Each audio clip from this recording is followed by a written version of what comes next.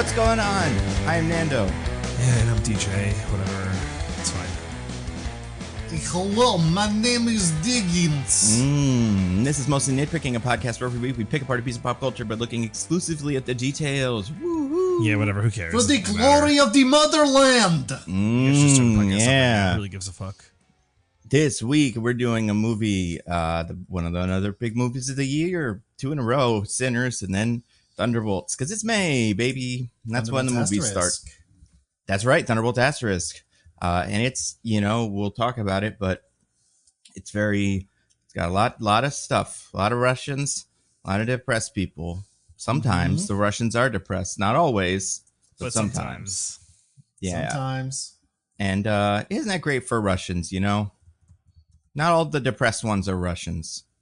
Yeah, it's a real propaganda coup for Russians. Yeah. That they're not all the depressed people in this movie. That's great. But you guys, before that, humongous news this week. It's not that important, but it's not that. It's definitely not humongous either. Well, it's humongous. It will change, I think, a lot of it in its wake. But I'm sure you guys saw the news today about a certain video game. Yeah, I did see this news. Yeah. Oh, yeah. Delayed into Elder Scrolls Oblivion. 33 is still doing really well. Everyone loves it. Have you guys played it yet? I need to. No. I'll get to it eventually. Maybe. Who knows? Yeah, me too. I need to build up a tolerance to such high levels of French before I can actually play it. You gotta take a little bit of French at a time, like a couple croissants. You guys might notice that I'm holding this baguette during this recording. That's just sort of building up. Yeah, that makes sense. Right. Yeah, it's tough because I feel like I've never been a big parrier, and it seems like this game is like 90% parrying. So that's the part I think that I have to get ready for. But I do want to play it because everybody says it's great. But also, there's no Grand Theft Auto this year. Grand Theft Auto next year. Can't and by believe that, it. I mean probably not then either. Never. Probably not. What do you guys think? What do you think happens first? Do we get what's another next thing Pope? Yeah, right. 2 popes down the road. The following Pope after this one, or GTA 6. That's a good one. I mean, when did Benedict come in? 2013. So no, that's when Francis came in. That's Francis. Yeah, when was Benedict? 04, 5, like 04, 05 range. 5. Okay, yeah. So he was before 5. Yes. Before Grand Theft Auto 5. Yes, okay. Benedict yeah. was before 5. And then, right, so Francis was during 5. So will we skip a Pope? That's a good question. Will we get another Pope? Benedict was during 4. That's true, so the past 2 popes each got a GTA game. So will this next Pope get a GTA game? I hope so. Otherwise, what's the point? It's like how Biden is like the last president since W. Bush to not get a Nintendo console released during his administration. Yeah. Damn. Yeah.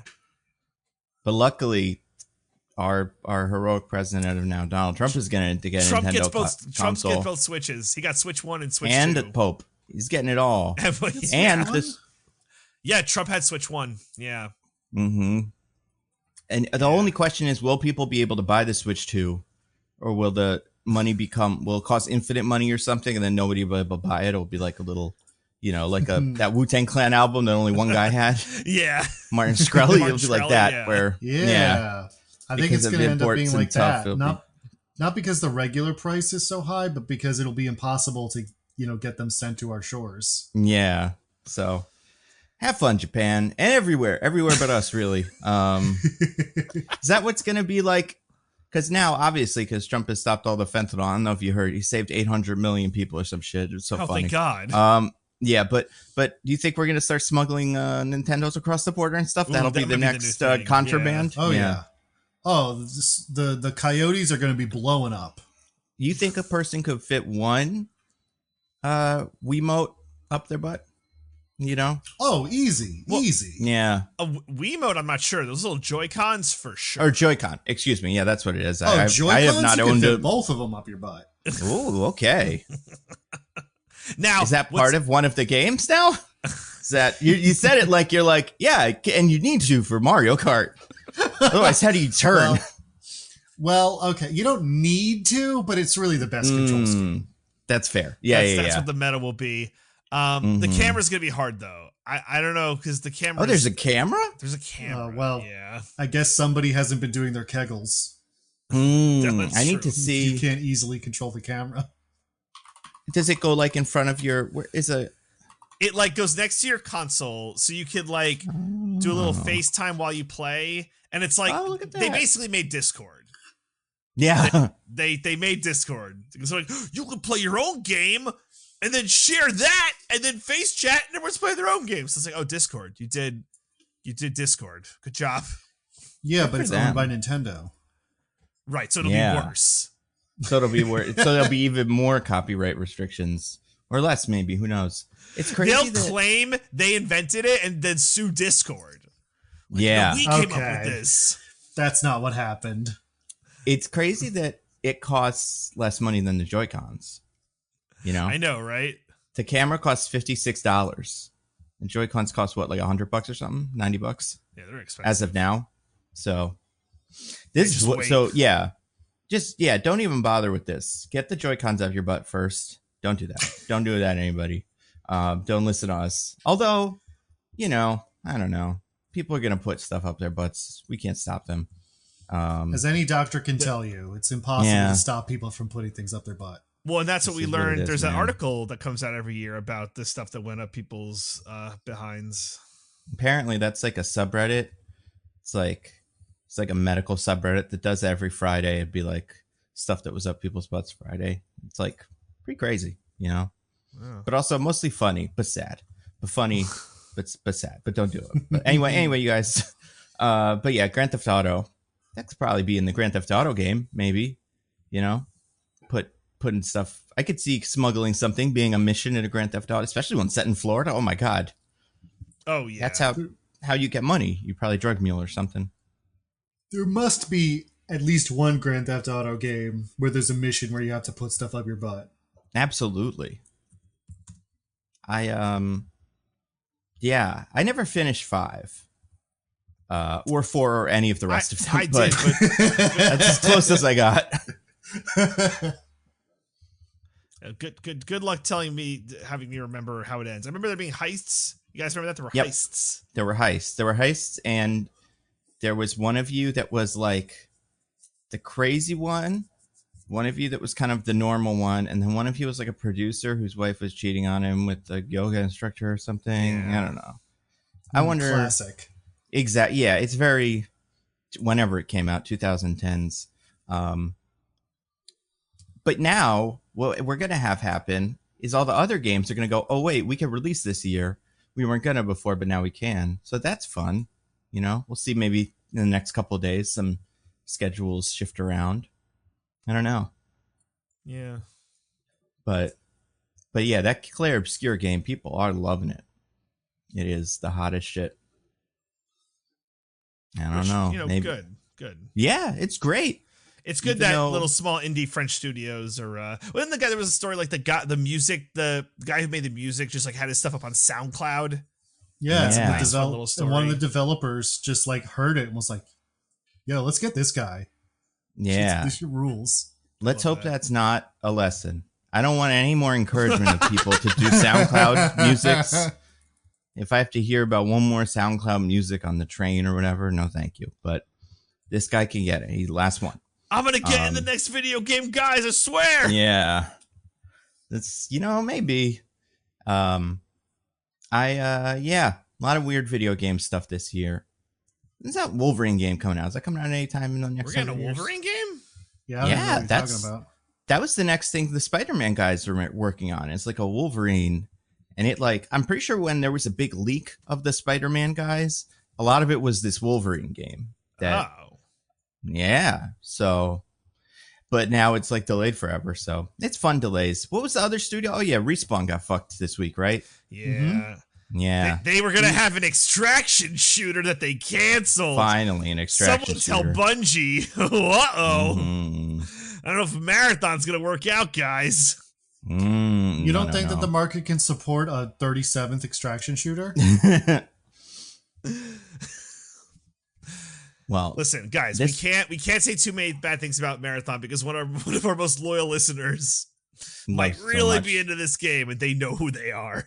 He's probably at the tattoo parlor right now, getting whatever the Marathon symbol is. Probably a bunch of different colored squares or something. I don't know. The aesthetic of that game is interesting, but what was I going to say about Marathon or extraction shooters? You love them? You think Marathon's no, but Titanfall's cool. You know, I like Titanfall, so it's a bummer that yeah, they still can't make that third one. Well, EA heard you said that and slapped Titanfall out of your hands and was like, "Shut up! Bummer. Nobody cares." Yeah. It sucks. But also, what's the other thing this week? Oh yeah, and what happened to Polygon today or yesterday? Video game shit. There was a double implosion because there was Polygon and Giant Bomb. Oh, get out. Well, Giant Bomb, I mean, implosion, what are you going to do? Of course. But Polygon, that's shapes. That shouldn't be explosions. You know? It's true. Yeah. Well, that's why it was so weird. I said it was an implosion. Bombs are supposed to explode.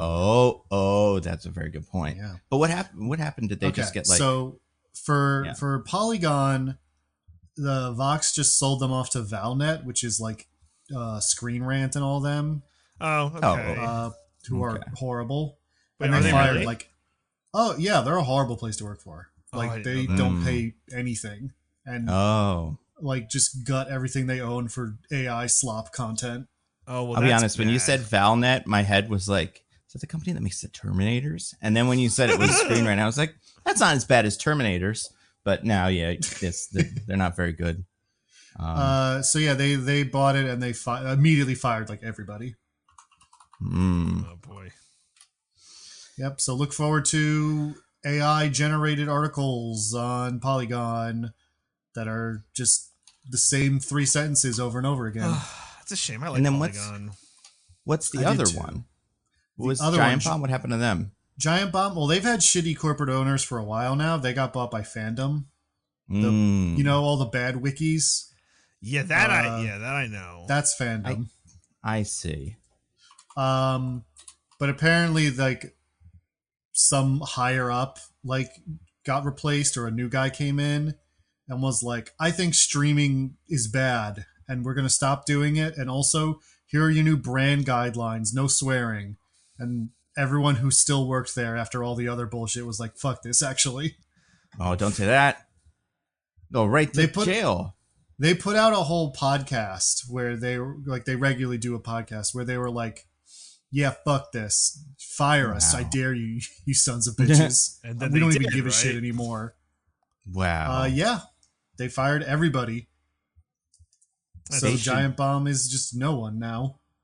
Are they going to make a new one like the guys from Escapist?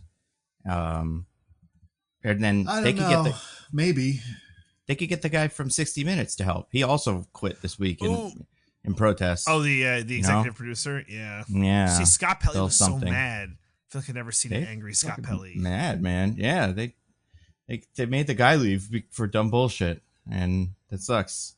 But you know what the problem is with Screen Rant? This is Screen Rant's problem. That they're called Screen Rant, and then there's another one I like called Screen Crush, and they both have the same name or similar enough names, and I'm like, I always get confused. But yeah, great week for video games at 60 Minutes. What else was the thing? Oh, did you guys see they were going to make a movie? Luca Guadagnino is going to make a movie in the DC universe, but then they couldn't film it in the summer, so now he's not. It was going to be about the army man who hangs out with the robot from the Creature Commandos. And it was going to star maybe Colin Farrell, but they changed their minds because, again, they couldn't film it in the summer. And because... Wait, Colin Farrell? Yes, Colin Farrell. The Colin Farrell. He would not have been the Penguin himself in this, but he could have kind of been, our favorite Penguin. He's already the Penguin. He can't be something else. That's the rule, so you can only have one actor in all this stuff, Like, who else is one of the one actors? David Harbour is one actor. He does like the Hellboys and the this. Mm-hmm. Who else is in most of these universes? Because they're just like the guy. There's not a lot of crossover. Know. Oh, there totally is, though. Or like there used to be, where there was like, right? Like how that one guy was Cyborg, and also that rebel leader man in Rebel Moon. No. Or like, like Idris Elba or something like that. Or Jimon Hansu, one of the guys who just like shows up in 50 of these, and you're just like, who the fuck is that? It's like those two guys. And but yeah, so Colin Farrell, it was gonna be Sergeant Rock. He's like one of those characters that doesn't have anything incredibly interesting about him, but like was one of the early comics, like from the olden days, where you could just be a guy who's like a general and stuff. Mm-hmm. And then he just kind of persisted. And they were gonna make that movie, but maybe they're not. They were gonna make him gay? I mean, maybe, I think it's possible. It would have been something sexy about it, but we don't know exactly what. I think and I think one of the guys from Challengers was going to be in it. Mike something. Mike Faced. That sounds right. Yeah, there were a lot of people that were maybe going to be in this, but I worry a little bit that DC's getting that reputation of being the studio that announces 50 things and then one of them gets made, kind of like Sony used to do this. But we'll see. That's like every studio now. Yeah. Not Marvel. They make all the movies except Blade. They will not make the Blade, but they make every other movie. And all the shows except Armor Wars. Right. Yeah. Armor Wars too. It's kind of like with them, there's like two sacrificial ones that have to take on all of this and just keep getting moved forward and forward in the schedule, but will never get made. And, I did see someone asking, now that Sinners is doing really well, do you think Marvel will be like, people love black vampires and push on Blade? I think maybe they'll take the wrong lesson. Maybe they'll be like, people love Irish people. Let's do a Banshee movie. Or people love the Choctaw. Let's go back and make Echo season 2. Or, those are the main things. I hope they make a Blade, but also if they, I don't know what, do we, like Sinners, what did Sinners prove? People like vampires, black vampires. That was what Blade proved back in the day. That was the whole thing. I actually think it proves that people like Michael B. Jordan. I think it proves that people like well-told stories that are the product of a bold creative vision that is allowed to, exercise its freedom without being diluted. Yeah. Also true. So all those things. But I feel like black vampires, if anything, I feel like apparently there was a Blade treatment that was kind of like this that took place in the 20s. Because how Blade's never coming out is all the people that are working on Blade are like, I was working on Blade. Not anymore, though. And I think they had a costume designer came in, talked and said that was kind of like what we were doing, or what they did on Sinners is kind of like what we did on Blade. And then they had a guy who did some music talking about it. So yeah, I'm excited. Hey, except for Mahershala Ali, who keeps getting asked in interviews, so what's up with Blade? And he keeps being like, I'm just waiting for them to call me. Yep. I think they might have moved on to Wesley Snipes. Can you believe it? I cannot believe it. But he's great. He's a 70-year-old man or something now. How old is Wesley Snipes? Let's bet the franchise on this. That's old enough to be an expendable. Yeah. He's gonna. What if Blade had a chair and just took a load off every so often? Oh, 62. He's not that old. Yeah, he can move all day and night. Hell yeah. I mean, there's some. Who's the oldest? He can move all day and night because he's a day walker. Right. That's true. Yeah. That's true. But he could take a load off every so often. Chill. All right. I didn't think there was gonna be a lot of news. Then I remembered there's two other newses that I love. One, did you see Jeremy Renner was like, I was gonna do Hawkeye season 2, but then they offered me half of the money, and I was like, why? Because I'm half of a Jeremy Renner. And I have a feeling it's not that. I have a feeling it's because he was only going to be in half of the show or something. But I do like the idea that there's a Marvel executive that's like, we don't have to pay him as much because he's a different amount of himself than before. Somebody weigh Jeremy Renner and see how much original Jeremy Renner is left. That's how much we pay him. Yeah, that's what he said in an interview. It was and that's pretty fun. That's great. So him and Blade are going to be in a movie together. I don't know. I don't expect to see Hawkeye anytime soon either. Yeah. So that's great news. That's pretty exciting. Also, apparently he died in 2023. In his memoir, Jeremy he said Renner? he said he like, because he got crushed by He that was like snowplow dead for a little bit. He was dead for some of it. Yeah. So it's pretty crazy. I remember when that happened because that was like Christmas, right? Yeah. I think. And we thought he was going to die. Like, yeah. When someone explained it to me, I was like, that's what happens. You die from that. But he didn't die. Good for him. But now he gets paid to listen to movies. Yeah, I mean, and that's why it's like, is that even a life worth living? What they say. But he's pretty cool. Well, I don't know. He's interesting. I think he's cool. Yeah. I can't remember what my other news was, so we don't have to do it. Whatever it was, I'm sure I'll remember it in a couple of minutes. But was you it guys, about 100 guys versus a gorilla? Oh yeah, that's in the news this week. Yeah, I feel like the consensus on that. What do you guys think is? Where do we land on that? It's 100 guys. Easy. Yeah, Humans, that's easy. easy. It's not even a question. There just needs to be a combined effort to enough people some get of on you top will of the die. gorilla and like suffocate it. Yeah, if nothing else, the gorilla will be drowned in a sea of flesh. Yeah, right. Yeah. That if the gorilla picks up the first guy and rips him in half, and then like 99 of the rest of the guys run away, then we're fucked. So no, it's 100 determined men, right? And yes, some will die, but like the gorilla will also die, right? So in the end, the men win, right? And yes, there'll be casualties. That's right. It better not be. Well, we'll see, but it depends on how those men will do. all be thinking the same thing that all men in such situations have thought since the beginning of history. Yeah, but the one who dies won't be me, though. Right. Exactly. Yeah, that's true. Exactly. Yeah, I'm built different. Me and the gorilla get it, and that would be. Gorillas are pretty scary guys, Yeah, I've heard that. I mostly know about gorillas from like the Tarzan movie, and those are apes. But like I remember when I watched that cartoon, I was like, oh, they're so friendly to him. They raised him. That's nice. And then I can't remember what I watched after that. But then I learned that gorillas are big giant things that crush people and stuff. Yeah, it's pretty scary. Pretty cool though. Pretty cool that we all. I don't know where did that come from, by the way. The whole like could we all beat a gorilla? There wasn't one outside somebody's house, right? And then the 100 guys were like looking at each other. There wasn't a gorilla outside someone's house, but there were 100 men. Oh no! They were like, if I had a gorilla, do you think I could take care of this problem? Yeah, that's true.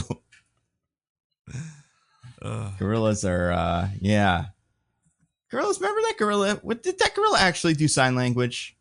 Or were they fucking with us? Yeah, Coco the gorilla. It's, as I understand it, it's now considered that she didn't quite understand what she was doing a lot of the time. She just looked for signs from her handlers and sort of replicated what they wanted. Isn't that what we all do, though? Just look at the people and go, this is what will make them give me treats. And then you just do that face movement or whatever. It's not wrong, right? Yeah. So the gorilla may be more human than even us. Also, I remembered the other news. This is the biggest news, obviously. They're making a third Now You See Me movie. I saw see that. The fucking trailer now you was don't. in my theater. I had the trailer. Man. Guys, let's be real. Now we have to do a lead up because we've never done those movies. Yeah, never done those movies. It's finally time. It's finally time. I liked in the trailer when Jesse Eisenberg was like, all the other guys aren't going to be in this one. They're dead to me. And then the rest of the trailer was like, here's all the other guys. Jesse Eisenberg, such a badass. He doesn't even read the script or look at the guys around him. He just goes on vibes. I'm pretty excited, except for I have not seen the second one of these, I don't think. But there's a bunch of new guys. They got all the hot new guys of the time. Who they got? They got Ariana Greenblatt. They got little Ahsoka. They got Dominic Sessa, little holdover, and Justice Smith, little trans TV show. What was that called? I Saw the TV Glow. And Rosamund Pike, not little, but still new. A lot of new people, I haven't seen the trailer. Are they going to be like an evil version of them? Like evil magicians? It looks like they're fighting evil rich people Oh, okay. I like it. by doing like magic. Yeah. Oh, of course. Or whatever. And they're fighting it the is evil they rich do. people because a magic tarot card told them to. Oh, As you right. Because do. they're part of like a whole thing. Like it's like an evil organization, or not evil, but like an ancient magic organization. So Yeah, they're like horsemen or whatever. that's right. Yeah. So yeah, you would take advice from cards and stuff, because believe in that stuff. It's pretty cool. Yeah, people are excited about it. I'm excited. Yeah. Are we actually? Wait a second. No, we're excited. That could be fun. I mean, it I'm sucks Michael ironically Caine's not in excited. this. Like, Yeah. I'm sad there's no Michael Caine. Do you think he makes a cameo? I don't know. Is he dead in them? I didn't see in the second one, but I've like, not seen any of them. Yeah, I mean, oh really? He's in the first one, and I'm pretty sure in the first one he is the rich guy who they kind of fuck over. I think he shows up in the second one to get his revenge, but I don't remember if, like I said, I Doesn't haven't it turn fully at the watched end of it. the first one that like everyone was in on it? But him, and Morgan Freeman, but the rest of them, mostly Mark Ruffalo. Secretly, Mark Ruffalo, even though he has no good reason to have done it that way, was part of it. And it's in fact their leader. So, yeah, it's pretty exciting. But I don't think he's the other one that I don't think is rumored or is like confirmed returning in this. So He wasn't in the trailer. yeah, so he might also be dead. I don't know. Give it a chance, guys. Like, give it a chance. No, I'll give it a chance. He'll be I can't there. wait. He will be there. He'll come out in the end. And ta-da! What if it turns out he's one of the guys? Like we think one of them's Justice Smith, but then he walks into a little box or something and comes out and it's Mark Ruffalo. It's like the greatest trick Mark Ruffalo ever pulled was doing Justice Smith's impression. He could get canceled for that. What's the other one? Dominic Sessa. He has to be Dominic Sessa, I think. But yeah, pretty cool. All right. They wear a lot of black in those movies, you know? Well, that's Well, good. that's how you do your Magician. trick secrets. Yeah. It's fair. Very fair. It's harder Yeah, I'm to pretty see the excited. shadows and depths where you're hiding all your magic stuff. Or being magic in real life, you know? That's the opposite, alternative. But, speaking of the shadows and depths, we got to talk about a movie this week, you guys. Oh. Whoa. Thunderbolts Asterisk, the big movie of the week. It came out. It's the third or second Marvel movie of 3 of this year. And it has all the guys from other stuff, mostly the TV shows. And it's the best one since Endgame, according to that best one since commercial. Endgame. Yep. And That's really damning with faint praise, huh? No. We liked Guardians of the Galaxy, and also Yeah, I don't know if it's better than that. Better than but, Guardians 3 is the only statement of substance in there. How dare you? But it's great. It's everybody loves it, or they don't. We'll see. But we're gonna talk about it. DJ won last week, I think. Correct? I did. Wow, It's my Some time would to say shine. stole. Some would say robbed. I don't think people would say that if they're being honest. I mean, I'm not saying anything. like a I'm just saying magician. some people have been saying. People have been saying some things about that whole decision that maybe calls it into question. But I'm not here to throw aspersions, to cast aspersions on anything that might have happened last. Well, that's good, because if you That's do, I'll kill great. you. Wow. And you may have just ruined this week. Actually, you know what? Nando won. How's that? Wow, I knew it. It's because I know all their names. Wow, you're just Wow. proving that it's a sham. I'm This whole just thing's kidding. a I don't sham. know Ghost's name. Ava something? I don't know. I tried. In my head, I was like, I know all their names. And then I was like, no, I don't. Pretty good. I think I do. What's her last name? I don't know her last name. Her first name. Yeah, is that's Eva. the All right. one I don't know. Do Taskmaster. Which Taskmaster's name? I mean, Taskmaster's name is Antonia Dreykov because she's the Yeah. daughter of the original Drake, right? Who Yeah, exploded or right. something? Correct. Right, of course. Yeah. Of But course. Antonia Masters because they kind of did the fake out, but then not really. So yeah, that's her name. Yeah. So that's all the names. That's it. Pretty good. Florence Pugh's name? Florence Pugh. Amy Marsh. This is what she is, and this will always be to me. My Little Women. You'll always be Bob Odenkirk going, Yeah. My Little Women. My little Thunderbolts asterisks. They should have had that happen. He's in these yet? No, he isn't in them yet. He could be his guy from Nobody. Just right at the end. Turns out he beat up everybody off screen. Oh, he could be Michael David Allen Scott. Yeah. Speaking of Joe, well, we'll get to it. But yeah, DJ, so how are we doing this? Besides me just being crowned the winner at the end. Well, no, we should probably do it for real. All right. It is time for the IMDb B as in the spelling bee. And of course, we're going to do it the right way. This is where one of you has to guess the IMDb B as in the spelling bee summary from IMDb.com. And you're wondering, like, well, how do these people come up with the summaries at IMDb.com? And actually, it's quite fitting we're doing Thunderbolts asterisks because IMDb.com has asterisks everywhere. It's asterisks and Obelix and Obelix. You know Asteroid City, that movie from what's his face a couple years ago. Yeah, Wes Anderson. Yeah, Wes Anderson. Well, this is Asterisk City. And, what they do is IMDb. They just take the summaries from Rotten Tomatoes, because Rotten Tomatoes has these summaries too, and they just take them and they put them on their website. They put a little asterisk on it. And then can't get sued. Different. Yep. A little different because I put a little asterisk on it. And then sometimes the asterisk is like, oh, well, this is so good. So you'll like cross out some here and just, erase one here. And then you get like mostly good summary asterisks. And then you add some AI language to it. You get a little asterisk here. IMDb is just an AI. It just plagiarizes. Yeah, that's all it is. This whole time we've been supporting a plagiarism AI company. And that's how they get the summaries, and it's reprehensible. Wow. But we're here. I don't know which one. Yeah, I don't. We're not good guys. We're bad guys. We're the bad guys. Yeah. And maybe we're a good team. There's bad guys, and there's worse guys, and there's IMDb monster in AI. Thing. We're all just Captain America, kinda. Mm-hmm. Well, some of us are Captain America, some of us are Black Widow, and one of us is Ghost. Yeah. Pretty good. We don't know her name. DC's the only one. We'll never know. All right. Well, I want you guys to guess this AI stolen asterisk summary from IMDb.com via RottenTomatoes.com. And I will say it's not too bad. Wow. Two good summaries in a row. It's not often like a meaningful way.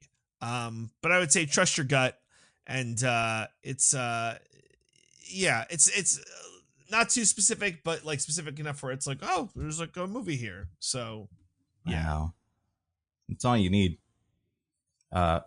Diggins, as the loser, you get to pick who goes first. Is it me or you? I volunteer as tribute. Wow, very brave. Okay.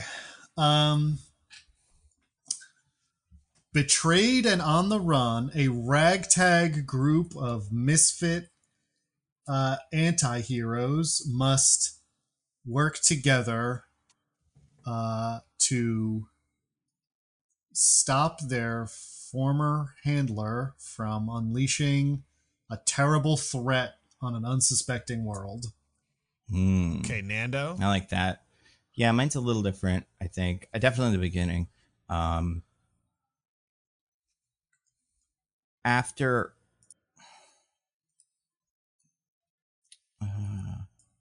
when I would even say when a bunch of Black Ops agents realize they've been sent to kill each other, they team up to stop their boss from unleashing an evil threat and become a team of misfits. I might have said misfits twice. That's how important it is. What we did, DJ? You both weren't great. One of you was like really bad, and the other one was like fine. So I think I'm just gonna give it to the one who was fine. If it was me, that's fine. If it wasn't me, we should go to a tiebreaker. Same, but also switch to which one of us is the one saying it. So me says that. Okay. As Well, too bad, Nando. You said it second. So Diggins, you are the winner. No, he was jabbing on me. I thought it would be a cold streak, but it's not. Yeah. Nando, you were as far off as off could have been. How? That's what they are. They're a bunch of misfits. Well, but the problem is like Diggins had a better flow, and most importantly, called them anti-heroes. That was the cinching detail. There was like, I was gonna have you do like the word guessing thing because the beginning is like kind of weird. It's not accurate, it's just weird. But here's the summary. So after finding themselves ensnared in a death trap, an unconventional team of anti-heroes must embark on a dangerous mission that will force them to confront the darkest corners of their past. So I thought Diggins, if they're like thirds, I think Diggins had the middle third, and Nando, you had 0 thirds. So I feel like while I had none of the words right, I had the spirit of the first third. I yes, like, that too. I feel like I kind of got the beginning in that the guys all are sent to die, but did it say, what did it say in the summary? After finding themselves ensnared in a death trap. Yeah, I mean, I feel like the death trap, if anything, was just a contingency, you know? I think if everything went great, they all would have walked in the room, went, you, and then shot each other at the same time. They all died. Well, I don't want to spoil it, but they would have got, a certain treatment. Yeah. Well, don't spoil it. Don't spoil it. Who was Pete Davidson in or Slipknotted? They all would have got Slipknotted. Yeah, no, that wasn't Pete Davidson, but yes. Well, the first one it was Slipknot, but who was Pete Davidson? I cannot. Pete Davidson was Blackguard. Yeah, they all got Blackguarded. Or a Booster Gold villain. Can you imagine if Slipknot was in this? And they killed him, and then they would have been like, all right, now how do we get out of here? We have to climb anything. If only we had really the man who could do it. Yeah. If it was like, in order to get out of this hallway, you have to perfectly mirror the movement of this dummy. And everyone would have been like, fuck, Ava, why'd you do that? Yeah. They tried so hard. Don't spoil that thing that every poster and trailer and the whole idea of this movie and the marketing has spoiled. And all the interviews where one of them's not there. Don't spoil it. I'm trying to erase it. Don't spoil that what's-her-name showed up at the premiere and you were like, who's that? And then everybody was like, that's Olga Kurylenko. Oh, look at that, you know? She's in this. Great. That's helpful because they're doing so much press this week that they all came to my house, you know, and shook my hand. Like, they're really getting the Thunderbolts out. And, Olga Kurylenko, notably absent. She didn't come shake your hand?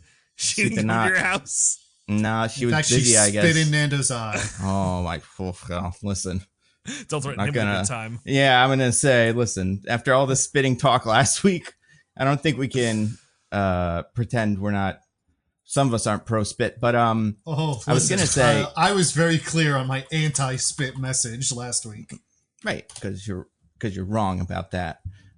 Listen, Haley Steinfeld, go to Diggins' place and see if test him. See if he'll... Because I think in a real life situation, you'd be like, okay, you know, you're only so much man. Is what I'm saying. You know, it's like 100 men versus one gorilla. 100 Digginses versus one spitting pop star / actress. What can you do?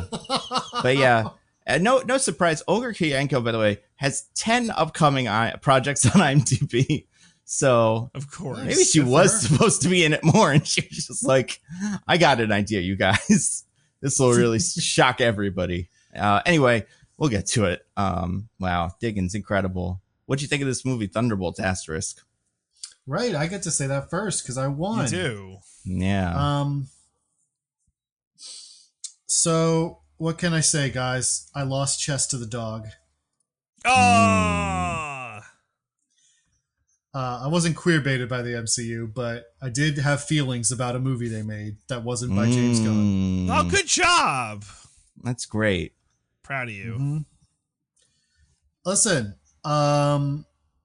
here's my thesis statement. Thunderbolts proves that Fantastic Four is going to be bad. I love this. We were talking about this before the pod. I really want to hear this. Because Thunderbolts is a good movie that I really enjoyed. I think the character work is really good. They like really tie everything together into like a theme that was fairly personal to me. I don't know how you guys felt with your because inability you murdered to all last through those a people gorge. in your past. You kept, That's right. You're an assassin. You've so much blood on your hands. I've murdered children. That's right. Yep. Because Russia told you to. Because Russia told me to. So yeah, like Florence Pugh is incredible. David Harbour was really funny. Julia Louis-Dreyfus is a great villain. She's so slimy in a way that like really makes that character feel more interesting than it could if she was just like generic, like CIA man. So there's just a lot about this movie that I really liked. And I think the reason it's so good is because none of the executives in the MCU gave a shit about it. Oh. They didn't care at all. And so they kind of just let all the creative people do whatever they wanted. And that meant the movie turned out good. They care so much about Fantastic Four. And so they're going to focus group and screen test, and producers note it into the fucking ground. I like this. I like this a lot. Interesting. But yeah, Thunderbolts is great. I am genuinely surprised at how much I liked it. It probably is like this, and Guardians 3 are like maybe the only legitimately great MCU movies since Endgame. Endgame's not a great movie, but I'm just using that as a delineation. How dare you? So yeah, I'm surprised, but totally worth seeing. Totally go see it if you have any care for these characters. They even made John Walker, like they re-railed his character to be interesting again after Falcon and Winter Soldier. After the end of Falcon and Winter Soldier was like, fuck everything that's interesting about this character. Yeah. Yeah, that was smart of them. Right? So just great work.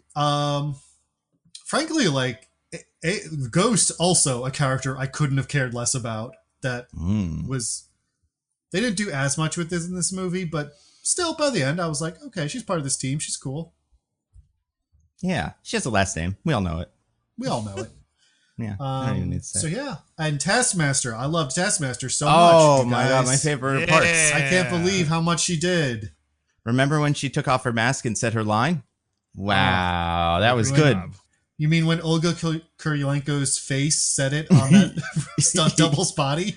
Like in X, or like a, what was it called? Like an Electric State, how all the robots had faces. Yeah, you know? very it was similar. like they recorded this in their car. Cool. This was that. Good for Olga. No, Yeah. she's probably, she had a lot to do. Busy lady. Love her. That's how I felt. Great movie. Makes me very worried for Fantastic Four. What about you, Nando? Well, because I know it's great, because it's great as well. I liked it a lot. It makes me think Fantastic Four is going to be good because Marvel's back, as we know. It can either be not back or back, and this means it's back. So that's great. I think Nando, I think if you look at the chart here, you'll see that we fluctuate wildly between we're so back and it's so over. Well, that's the genius of Kevin Feige. He put that Ironheart show in as a sacrifice to go between them to be the air so over bit. So is that actually coming out? I don't know, man. Anything ever coming out? You know? Yeah, Do it's we Grand Theft even? Auto 6. What's even the point anymore? You know? Let's all go into our childhood bedroom and cry like all the heroes of the movie. I frequently do. I was gonna say it's a nice, It's a nice room in the house. It's pretty convenient. It's there, but yeah, this movie was cool. I think I mostly agree with the Diggins said, except for all the slander.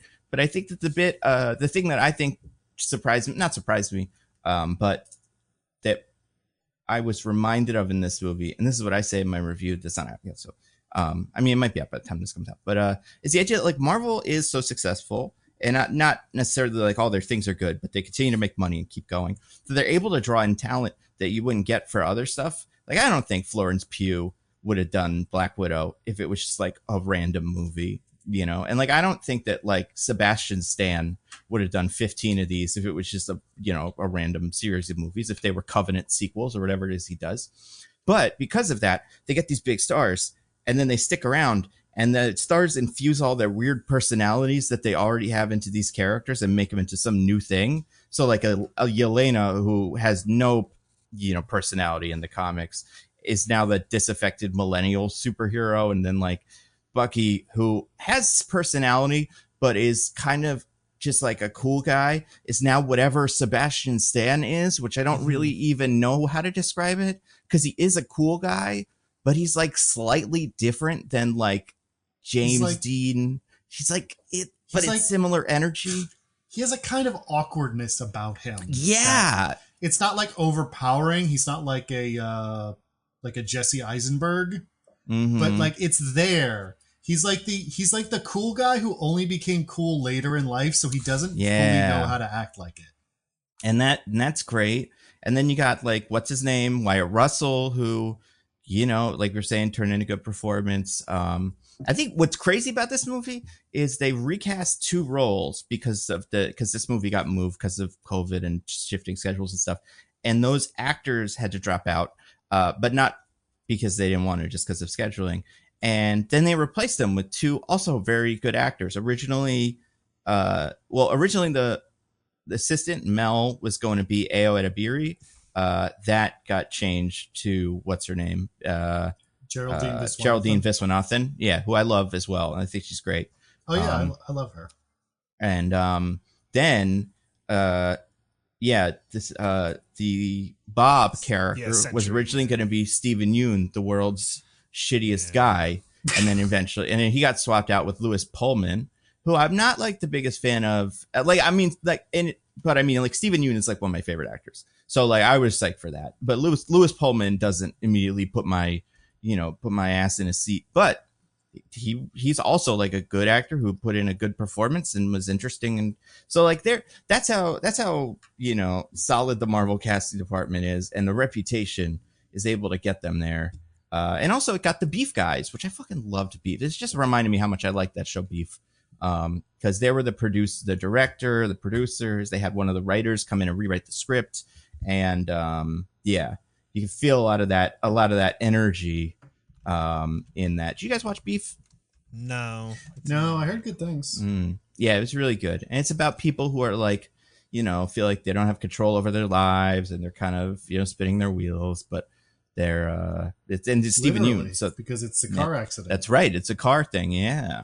But anyway, yeah. So I like this a lot. We'll talk about specifics, but yeah, I thought it was very good. Yeah, best Marvel movie since I think I like Guardians more just because I'm a sucker for the Guardians movies. But I think there will be people who this will be their favorite one of these in like a really long time, and that's great.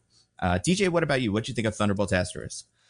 Oh yeah, like absolutely loved it like you guys. I by the way, shout out to Nepo babies. You got 2 like pretty good Nepo babies in this movie, in Lewis Pullman and Wyatt Russell. So shout out to the Nepo babies. What's his name? Is Julia Louis-Dreyfus a Nepo baby? No, I think she married Rich, so she's not a Nepo true baby, I don't think. Yeah, and I guess she was successful before she married whoever it was. Right. But I do know she is like a billionaire or something, which is insane. Good for her. For having that money and still doing this shit. Like, good for her. Hell yeah. She's the funniest woman alive. I will, go to the mat for Selena Meyer any day. So I will say I didn't know a ton going into this movie. The cursory marketing materials and knowing like. Oh no, her dad is a billionaire. I'm wrong. Oh, okay, there we go. So she's a Nepo baby. Cool. Nice.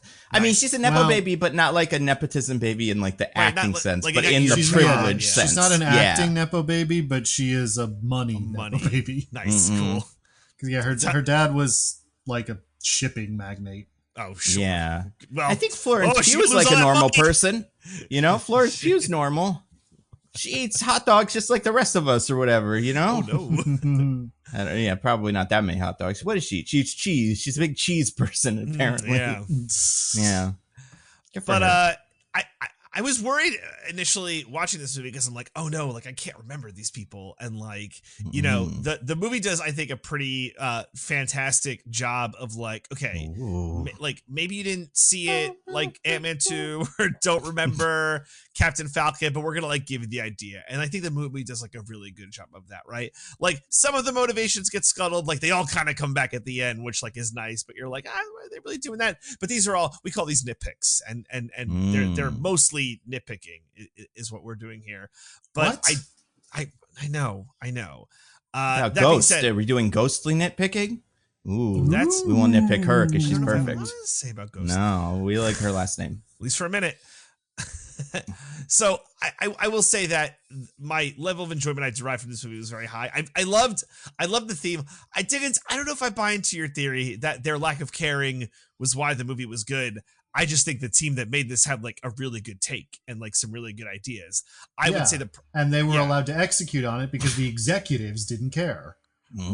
Right. Well, we'll see if like Fantastic Four is able to have some cool ideas. I will be hopefully optimistic that Marvel's back, baby. And on the chart, we are back. There's no, and that's the floor. We're back is the floor. Nothing below that. We're so back. We're so back. Is the heights. And now it's the floor. We're so back. Now it's the floor? Yeah. Now the chart is the bottom is we're so back, and the top is like we're gonna go to the finals. Is we're back a dinosaur story? Or we're gonna make $1 billion. Is that or $1 billion? We're gonna make $10 billion. That's the ceiling. We're gonna make Chinese animated movie money. We're gonna break all the records. Pretty cool. So yeah, there's nothing below We Were So Back. So yeah, I really like this movie. It was, you know, what was nice? It was very nice about this movie. It didn't feel like it was trying so hard, which was kind of like nothing would felt forced, which was nice, right? You know, everyone kind of brought their own thing to it. The plot unfolds in a way where it's like, okay, we're just gonna have this point where how do we get to the next thing? Bob's gonna go do some shit. And then we're able to get to the next scene. But like it all flowed with the story in a nice way, which like I say that as to the last Marvel movie we did not do that. Everything felt very forced. And it's like, we just got to get to a fucking Hulk. And there wasn't a lot of that in this movie, which I hate to say is refreshing, but unfortunately it's refreshing. Yes. Also, they didn't spend the entire movie being like, ooh, Bob might turn into a thing. Yes. And then being like, oh, I wonder what that thing could be. Nobody's saying it, even though it's all over the marketing. Yeah. They tell you pretty early, like, oh, he's this. Yeah. That would have been cool, though, if they did that. I think they could have used a little bit of that, a little bit of the other trick from Brave New World that was so genius of just having, what's his name, call him every so often and be like, go do the next scene. Turn into the guy, everybody. And then just like hang up the phone and be like, wow, that motivated the plot, didn't it? I like that. Yeah. And I liked how many trucks he had. 2 trucks. These guys had some cars, not quite as many trucks, but they had some vehicles. They did have some vehicles. Yeah. Well, that's great to hear, DJ. But you know what else is great to hear? The summary of the movie, which I have to do. Yes, you do. I'm going to summarize the movie. Thunderbolts asterisk. Yeah. And before we get started, I don't want to, because as we know, there's an ongoing feud with the wheel. Everybody hates the wheel. It's dead to us all, whatever. But if anybody wants to jump in and interrupt, what I have here is the center console, which I'm sure everybody knows how this works. It's a bunch of switches, and you flip them, and maybe a defensive, maneuver happens, or maybe it's going to play a sexy pop song, and whatever happens, and maybe one or the other, depending on the time. We'll see what it sounds like. But yeah, we're gonna talk about this movie that's about all these cool guys coming together and meeting for the first time, and then the chaos that ensues because of that. So we start with Florence Pugh has short blonde hair. And you know what that actually reminds me of? Yeah, I was watching the show. Did you guys watch Joey? Oh, it's so weird that you mentioned that, Nando. I have been watching Joey. You know what's crazy? Okay, I have been, but not this week. Oh my gosh! Well, DJ, some might say that you haven't been. Yeah, I don't know if that's do what it matters. All right. Wow. This is an important one, DJ. I would say this is one of the most plot important Joeys we've ever seen. Get out! You would think that. You would think that, and yet if you keep watching, well, that's fair. Yeah, this one that I watched, and I've seen people saying this. I don't know if this is true. But on the Discord, people are saying we're talking about Joey in every episode. That can't be right. Oh, I don't think so. It just keeps coming up. Yeah, I don't think so. Just whenever the movie reminds us of it. Yeah, and this one it's a doozy. But like I said, short blonde hair, much like one of the characters in Joey, Alex. She has a shortish blondish hair in part of it. But this one is a weird one. This one is Joey in the premiere. So I don't know, DJ, you probably guess it's about the premiere of the first episode of Deep Powder, that show that he does. Yeah. Yeah. And this episode is about the premiere, which is a small party that he invites all of his family to, and they're all dates of people, and it's all chaos and stuff. His family and simple. Alex. And Alex, right, yeah, because they're all kind of there when he's like, I get to go to this, and then they all really want to go.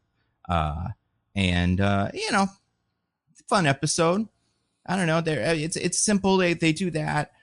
Joey wants to invite them all, but he can't. And then he figures out that like if he tricks this guy into inviting this one and this guy into inviting this one, then they could be the dates. And one of the ones is a producer. I feel like I'm supposed to recognize this actor. Did you recognize him, Diggins? I didn't. Let me see. Oh, Jeff Brian Davis. He was in. Oh, well, that's probably not what I would recognize him from. Self. He's Self in a lot of stuff. Oh, yeah, he was on Whose Line Is It Anyway? Oh, that's right. Oh, that's Jeff from Whose Line? Yes. And like, I can remember it now in my head. I'm like, oh yeah, I remember like him dancing around and doing all that shit. It seems like he did like a lot of improv-y stuff back in the day, and like, yeah. But he also is like, he's got a writing credit on Harmontown, which I have never watched. So maybe he's like the main guy on that. It's hard to say. But yeah, so this guy, he's like a producer on the show who Joey tricks into coming on to the thing. And like, so because Joey needs to get 2 extra invitations.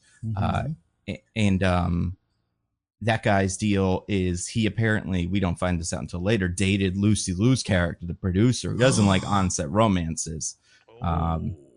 Yeah. And then he gets, what's her name? He gets the sister, Gina, and she, does her usual shtick. She is somewhat sexually, forward. Nothing crazy. I gotta say, our pal Joey here really does some incest adjacent stuff with facilitating that, I would think. Love it. Like, he doesn't directly express an interest, but he's very willing to be like, oh yeah, my sister loves to have sex. Yeah, they've done that a lot, I feel like, with him till this point, so it feels normal, but it is insane how much he does that, and how much he it's just like, she will do this sex act to you. But also, it's funny because like, you could make humor out of the idea that, like, I could see a show being made where the joke is she doesn't want to do those things, but Joey has signed her up for that, and she kind of tries to weasel her way out of it or whatever. But she's super on board with everything, and that's great. Good for her, empowering. She's fine. She's just barely in this one. Because, and so is Alex. Alex gets invited as a kind of like, I don't know, secret lesbian thing, but then the actor or producer or whatever is lesbian. Alex is not, obviously, but yet beyond the fact that she is, married, she's like a straight woman, but she does not know that this is what Joey has done, and Joey doesn't even kind of tell her. He just kind of sets us up to see what happens. But like, this is the most, like, because it's a sitcom, you lie for no reason about everything that this series has been so far. It's also weird because it feels kind of out of character for her. It would work the way a sitcom would do this is it would take a character who presents as lesbian traditionally and like so it puts her in this situation, and then that becomes like she just slips into it. But with this, I wouldn't say that's how Alex has been characterized up until this point. So a lot of the things where it's like a little misunderstanding of like how does this relationship progress with her not knowing but still saying all the right things and acting all the just she says the word girlfriend a lot apparently in a very 2000s-y way. Also, I feel like they tried to do it a little where like she wears a fancy pantsuit to the premiere, and that's also supposed to be kind of like see how she could be tricked. Yeah. I guess my thing, what they were missing is some bit where Joey is like, you got to wear your pantsuit, by the way. And she's like, ooh, pantsuit. I got a really cool, I don't know. But yeah, it all just seemed to be such a coincidence. Like, it feels like in a show like this, you don't need to have like that much logic. But I do feel like if for a second she was like, and you're my date, and you'd be like, well, yeah, but not like in a sexual way. And she's like, oh, this is a lie. You lied to me. And then it wouldn't happen. Anyway, it doesn't matter. Or like the first thing they'd be like is like, oh, how do you know Joey? I was like, oh, my husband's his landlord. Yeah. Right. And that's how they eventually get him, like get her with the, like that comes out. And it's like, yeah, that could even happen in a second. But you know, that's fine. Those two bits are fine. Not that important. The two bits that are important are Michael is there in a tuxedo being just normal. And for a reason I still don't understand, a pretty blonde woman is throwing herself at him. And she's just like, everything he's doing is clicking, even though he's not really doing anything. Yeah. So that's fun. But then he sees DJ, he sees his hero. Obviously, you know who this is. Yeah. Who's a 2000s nerds hero. 2000 nerds hero. His favorite guy to see from his favorite show. I'll say his favorite show and movies, I guess, but mostly show. Mostly show, and then not Tom Cruise. No. Think nerdy. That would be a cool guy's hero. Yeah. Maybe. This is a nerd's hero. Also, think about somebody they could get. You know, someone who's available. Hugh Laurie. No. There's a big guy you could maybe think of, but if you get there, we'll tell you to downgrade, like right track, but downgrade. Oh, yeah. Like I'm trying to think big, like nerdy guy. Steve Carell. Man, it's not that the guy himself is nerdy. It's that he is from a thing that nerds love. Oh, God. That's right. Okay. And I think this is the thing that Michael, especially I'm pretty sure Michael has mentioned this before as being something he likes. I'm sure. Yeah. Oh, my gosh. This is gonna kill me. I don't. All right. Well, just because I know you don't know this person's name, but B, I don't. It doesn't seem like you're gonna get it. It's a guy named Brett Spiner, who, among other things, I'm sure. Let's see, what else do people know him from? Oh yeah, Independence Day. He was in Independence Day, as is mentioned. But is mostly known for playing Data, the robot or android in Star Trek: The Next Generation. So you've seen him. He's got that white kind of, chalky face. Yeah. You know what I'm talking about? What I was getting at is I think you could have gotten to Patrick Stewart, and then I would have been idea, but downgrade. I see. Yeah, so Brett Spiner is there, and Michael, who maybe shows minimal interest in women at best. Like doesn't which even. Is fine. This is right, which is fine, but like. I feel like it sets it up as if this is like finally the opportunity he's been waiting for with this woman that's into him. But like, I don't know, I wouldn't say that's his character. But because Brett Spiner is there, he's so distracted. He only wants to be with him to ask him questions about Star Trek, and that's a funny little thing. And at first, Brett Spiner doesn't want to, but then Jennifer Coolidge yells at him. Yeah, because she's a manager and she gets what she wants, or agent or whatever. Agent, yeah. But B, BoJack Horseman told me that the difference between agent and manager is very important. Also, Entourage told me that. I don't know what the BoJack explanation is, but in Entourage, E says managers care, and Ari says you're fucking such a little rube, and they probably calls him gay or something. I don't know. But maybe the R slur. Who knows? Or that, yeah. Hopefully something Irish or something fun, something we can all look back on with joy. Makes fun of pizza. He loves pizza jokes. Anyway, he's worked at a pizza parlor. But what was I going to say? What was the BoJack Horseman one? What did they say? Oh, well, they're just making fun of how they're like not different because Princess Carolyn at one point realizes she doesn't want to be an agent, but what she realizes is she wants to be a manager, and she does the same stuff for the rest of the series, and everyone's like, "What's the difference?" And she's like, and then like doesn't explain. I see. Yep. Yeah. So yeah, this is but yeah, as you know, DJ is of Bobby, the character played by Jennifer Coolidge. Yep, her whole I know deal her. is she wants to have sex with Michael for some reason. And so she's like, you'll be nice to this guy who wants to do all your stupid Star Trek stuff or whatever. Interesting. And then he has to make a difficult choice at the end of the night. Do you have sex with the hot lady who is, again, throwing herself at you for no reason? Oh, yeah. Or do you go to Brett, hang out with Brett Spiner, and then Brett Spiner sweetens the deal by saying you can come see the Star Trek spacesuit. He describes it as a spacesuit. I'm like, that's not even really what it is. But sure. I mean, I guess who am I to tell Brett Spiner? But let's be clear here also. Brent Spiner is not saying, come hang out with me. He's like, I have to go. Before I go, do you want to stop by my car and see the like my suit from Star Trek that I keep in my car? Yes. Like he could easily do both of these things. He could be like, hey, do you mind if I look at that in the parking lot before we go? And like she's been so weirdly chill with everything else he's done, I'm sure she would say yes.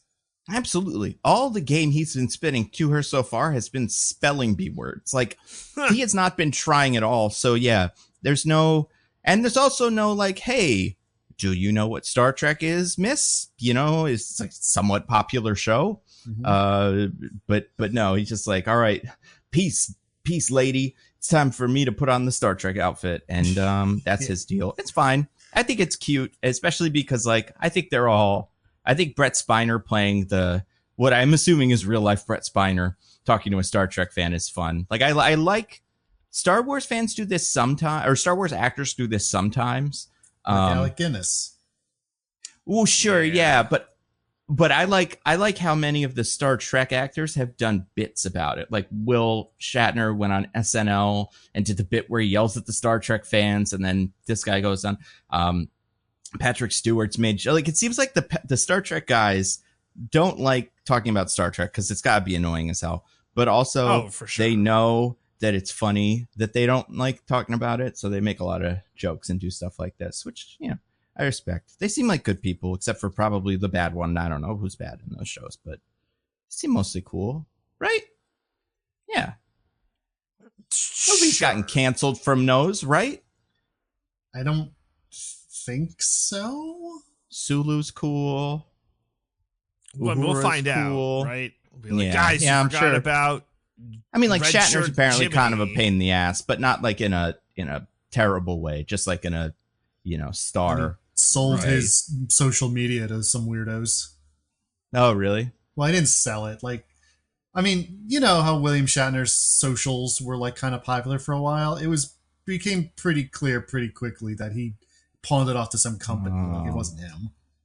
That makes sense. Yeah. I do think William Shatner is part of one of my favorite bits of the 20th century, or 21st century, I guess, which is when he went to space with Jeff Bezos and then came down and started to say nice things about seeing the Earth and thinking about humanity. And then Jeff Bezos kind of interrupts him and is like, let's do champagne, and spray champagne all over everybody and makes it all look really tacky. I love that. Did he also get like quasi-depressed afterwards? Well, yeah, apparently it's like a really, you know, humbling thing or something. Also a perfectly normal reaction to being near Jeff Bezos. That's fair. Yeah, that's a really good point. I mean, he knew, he was like, I'm doing something really important. Hopefully Katy Perry and the one from the Today Show will do the same journey as me. Yeah. The historic first all-female tour group to space. Yeah. Yep. And it's great, you know? And then they took the Infinity Gauntlet and they got it all the way to Thanos. It was really handy. I loved, but yeah, that Joey part, fine. The last part of Joey that's fun is Joey finally, then DJ, you know, this is the thing we've been waiting for all of what, 2 weeks, maybe 1? I don't even know. 2. 2 weeks. You want to guess what happens with Joey? What his plot development is? He's got is it still him and that lady that he wants to have sex with? Well, which one? You got to be more specific, DJ. His co-star. This is Joey here. His co-star. Are we back to that? No, Co-star's gone. We don't even see her at all in this episode. No, I think she's done. Okay. Mm-hmm. No, it's his producer or showrunner, Lucy Liu. Lucy Liu. Who is a germaphobe. You'll never believe it. Oh, God. Very funny. But her and him have like a little talk because they're kind of nervous, and her boyfriend is there. Didn't expect he was there. And then he'd like to calm her down, I guess. But there has been like a weird kind of thing going on with them that is like, it would make sense in real life. It doesn't make sense in a sitcom because sitcoms are usually more explicit. Right. I feel like it's more, with this. I was even last episode like, are they ever going to do it? But then he kisses her, and they go back and almost have sex in her dressing room, but then don't. And he's a really great guy, Joey.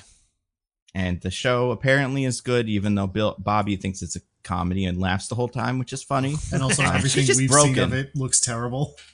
Yeah, especially, and they're showing it, and are like 5 minutes late. But the clip that we hear is the only clip they've ever recorded on the show, which is the bomb defusal at the end of the episode. So, like, it seems like this episode the first episode of the show starts with the bomb defusal scene. And maybe it's a flash forward, but yeah, it seems like it's pretty hard to parse. Diggins, did you have any jokes that you liked specifically from this one? Because I had a couple, at least one that I enjoyed. I kind of liked, just because the situation was so crazy that it seemed like a legitimate worry and not just a mean-spirited joke. When Joey is like, Michael, that girl is throwing herself at you. And I looked around and I'm pretty sure it's not a practical joke. Yeah, that was funny. I like that bit a lot. He's just so sincere when he says it. Yeah, I think Joey had some good moments here.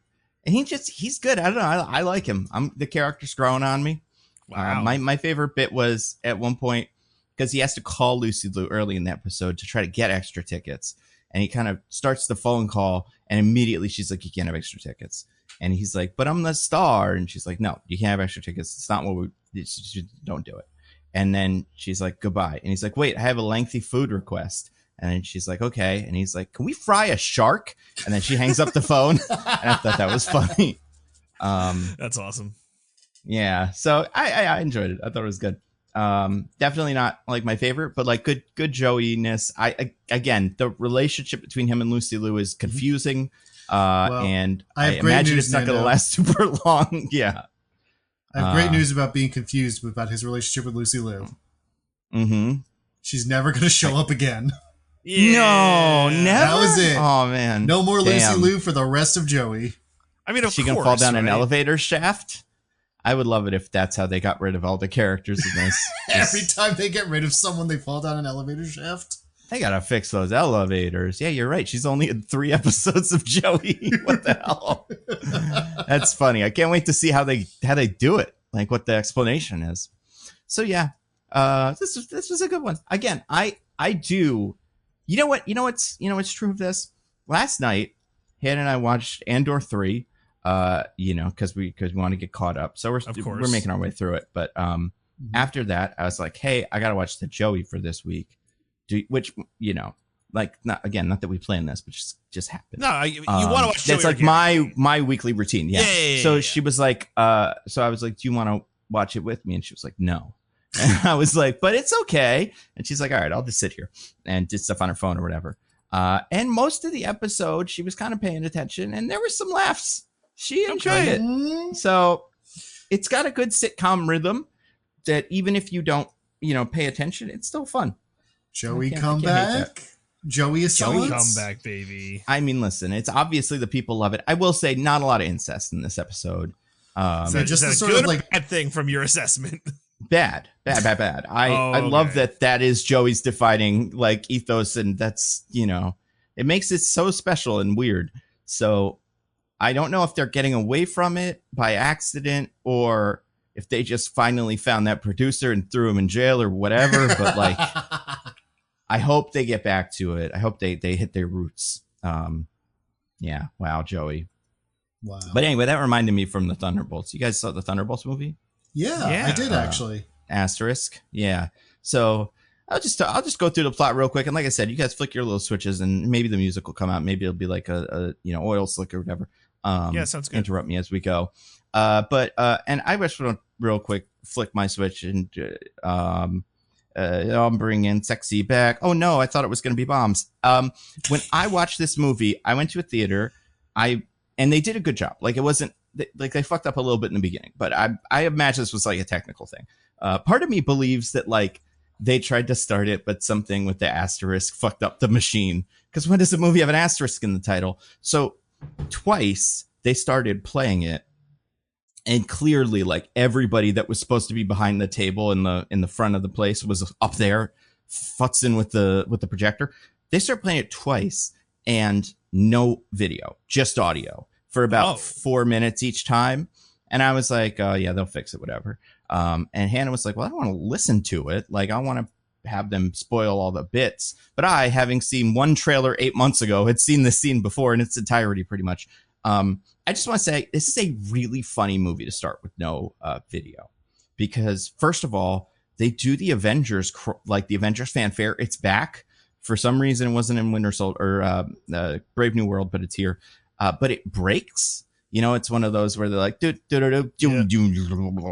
it's like, that's what's happening upstairs. And then, do you guys remember Yelena's like opening monologue that she says on the building? Yeah. Oh, the darkness. It feels like the void. Yeah, something like depressed. that. There's something wrong with me. And I'm like, that's right. There is something wrong with you, movie. We're probably supposed to see you. And then she's like, I'm being surrounded by a void. That I'm like, oh, yeah, we're seeing this through. This is like a manifestation of Yelena's depression right now. The whole thing, it fits so well. Oh, man. Yeah. It got right at some point where you like, okay. No, we never saw. It was like reading a book. No, yeah, they fixed it. They fixed it, and then we saw it. But it's nice because we didn't watch any trailers. Like, it was just they were like, fuck it, because I'm sure they had other showings to do. So that was fun. But yeah, so the opening with Yelena is like, hey, I'm depressed. She says basically a thing where she's like, I'm depressed, but also all the things she's doing in the background are exciting instead. Right. Like doing spy stuff. She jump off a building and stuff, you know, and you're like, this would be a crazy way to start this movie, but she's doing base jumping instead. And it's the second tallest building in the world, you know? Mm-hmm. You guys saw that? They did a practical really thing. Pugh. So, like, is it though? It can't be. Why not? Because she can't fucking base jump. You can't just do that. You have to go years of training. Well, she's attached to a rig that they removed digitally. Right. So what I think happened, well, I guess I've seen the internet say this. I've seen the internet say that she actually did the parachuting, the whole thing. Maybe. Because somebody did that. A stunt performer did that. What they did was they put Florence Pugh on the top of the building and had her do the fall off of it. But yeah, then it caught her on a little thing and she got brought back onto the top of the building. Yeah. But she didn't like fall, you know. Oh, sure. Yeah. No. But like I have seen people say it kind of like Tom Cruise will like actually do, you know, a jetpack shit and all kinds of crazy stuff. And even like the IMDb trivia for this says that she did that. It's like, that's not what she did. But anyway, she did do it. It was impressive. Apparently she had to argue with them because they didn't want to let her, because it would be bad if she fell off a building and died before the movie got filmed. It would be. If a stunt person died, then who cares? Apparently, yeah. I mean, she probably could have got an Oscar, honestly. So like, as long as you do this scene last, this would be great. But yeah, no, she survived, and she did, you know, a lot of stuff. She goes into a lab. She does a bunch of fight scenes. What do you think of these fight scenes, you guys? Pretty cool. Yeah, it wasn't bad. I like this fight. I think this fight scene's really good, actually, looking back, because it's like the one that's an overhead shot, you know, and she's just like going through a hallway, but it's also all these really long shadows being illuminated by the light in the front of the hallway. So like, ooh, that's gonna come back later. Shadows.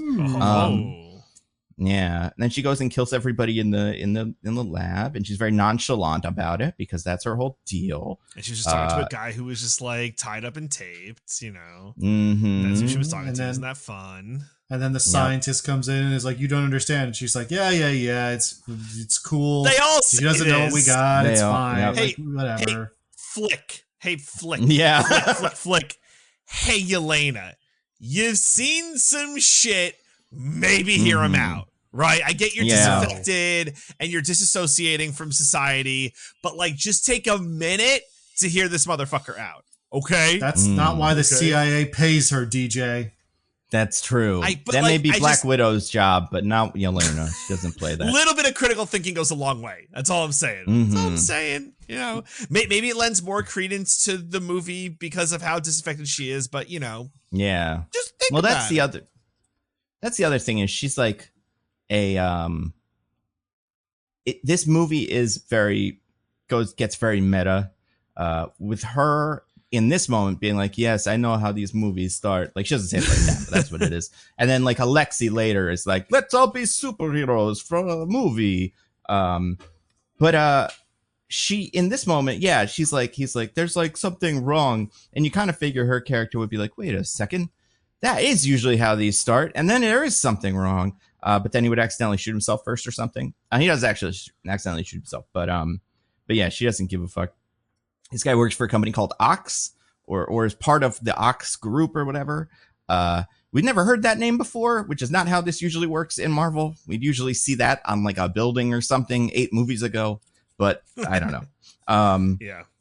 Apparently this is the consortium of whatever think tank science thing that Julia Louis-Dreyfus's character used to be in charge of before she got involved with the CIA. So, I mean, I not know that about her before, but Val is that's her deal. And she still works there as a strategic and, consultant or whatever. The guy also says that Project Sentry isn't what we thought. Oh my God, what could that be? Oh, wait, hold on a second. Sentry is the name of one of Marvel's worst heroes. Holy shit! What about? Oh my God, Sentry, get him! Sentry, I know you're sad, but get him anyway. Listen, I know we all might fall into depression, hell, or whatever, but get Diggins as There's revenge. a version of him where he like merges with the void and becomes more or less like, all right. Oh, I don't mean weird. Worst in terms of like he's bad at his job. I mean worst in terms of Sentry comics are unnecessarily convoluted and confusing, and the whole character sucks. A, how dare you? B, I think Sentry as a gimmick originally was fun. Like different writers have done different things with him that are interesting, but I think the problem with him is every time a new writer comes in, they just wipe the slate clean, and then they go, well, actually, all that stuff from before is not what it was. It's this instead, and it just makes it really annoying. But like, DJ, are you familiar with the Sentry? Do you know what this character's deal is in the comics? I'm like why he was interesting when they or one of his 17 deals. I was gonna say I don't know the interesting part. What was the interesting part? So the way that Marvel introduced this character in the 2000s was they found some sketches back from the olden days of Stan Lee's, actually the superhero he drew before even Fantastic Four. This is technically Marvel's first superhero, but they never did anything with it. And then you know what? It turns out there was actually this comic that they worked on and stuff. So this was all a little marketing thing where they pretended that the Sentry was a character that was part of the Marvel Comics' forever and like was this historical figure. And then his book was about how he had been there the whole time and used his superpowers to erase everyone's memory. So everybody was like, who the fuck are you? And then they were like, wait a second, I remember you were here when we all fought this guy. And he was like, yeah, I know, I was, but he kind of forgot it too. And then in the end, he erases his memory and it doesn't matter anymore. We never talk about it. It seems like if anything, that didn't happen. Because now he's just kind of schizophrenic or something. Right. And sometimes maybe the void is a real big monster thing. And sometimes it's just him. And sometimes there is no void. And sometimes he was an experiment made by the government. And sometimes he's just that guy that like accidentally got the serum or whatever. I don't know. They love it. I don't even know what he is right now. They change it all the time. Right. But he is like their Superman. And he is like objectively one of the more powerful guys. I know that much, Yeah. And like the way that this movie portrays him, I think is about what they usually like. I was surprised how much they got into how he can just kind of do whatever he wants. Right. Because he is on the same level as characters like the Molecule Man who can, and like Wanda, who can just reshape reality. But it's kind of based on his like, imagination being just kind of like, I'll be Superman is kind of the limit of it usually. But anyway. Right. Project Sentry, bad. Didn't work out, but whatever. She shoots the guy, keeps the gerbil, everything's cool. But she's depressed, so she goes to her dad / human trafficker or whatever, Alexei Shostakov, the Red Guardian. We all love him, right? He yells most of his lines. It's pretty fun. Mm-hmm. Played by David Harbour, and he is a depressed man as well, but also kind of more just like unkempt, I would say, is the way you could describe him, or like he lives in squalor. And Who among us? Yeah, that's fair. He has a job that I don't quite understand. He has a limousine company. Yes. That is branded as Red Guardian Limousine. Mm-hmm. Right. He also owns a regular limousine. He just pretends not to be that. Do people give a shit about Red Guardian? Yeah, I was wondering this myself. Like, that's a weird thing to name yourself. Val didn't seem to know who he was when she met him for the first time. So I don't think there's that many people that are going on, like, I guess, bachelorette parties or something. Right. With the pony song playing. So, like, where's the crossover there, I guess is my question. Or do you just get this one because it's cheap and kind of ignore him and try to have fun? I think it's that one. I don't know. Yeah, I think that's very possible. I like that they set him up as someone who has a job and clearly has vision, but is not hustle grind set man. Good. Never be a hustle grind set man. He also just is mostly hangs out on couch. And he tells Yelena, you seem sad. You shouldn't do murders or something. I don't remember what he tells her. But she calls Val after this, and it's like, Val, I want to do less murders.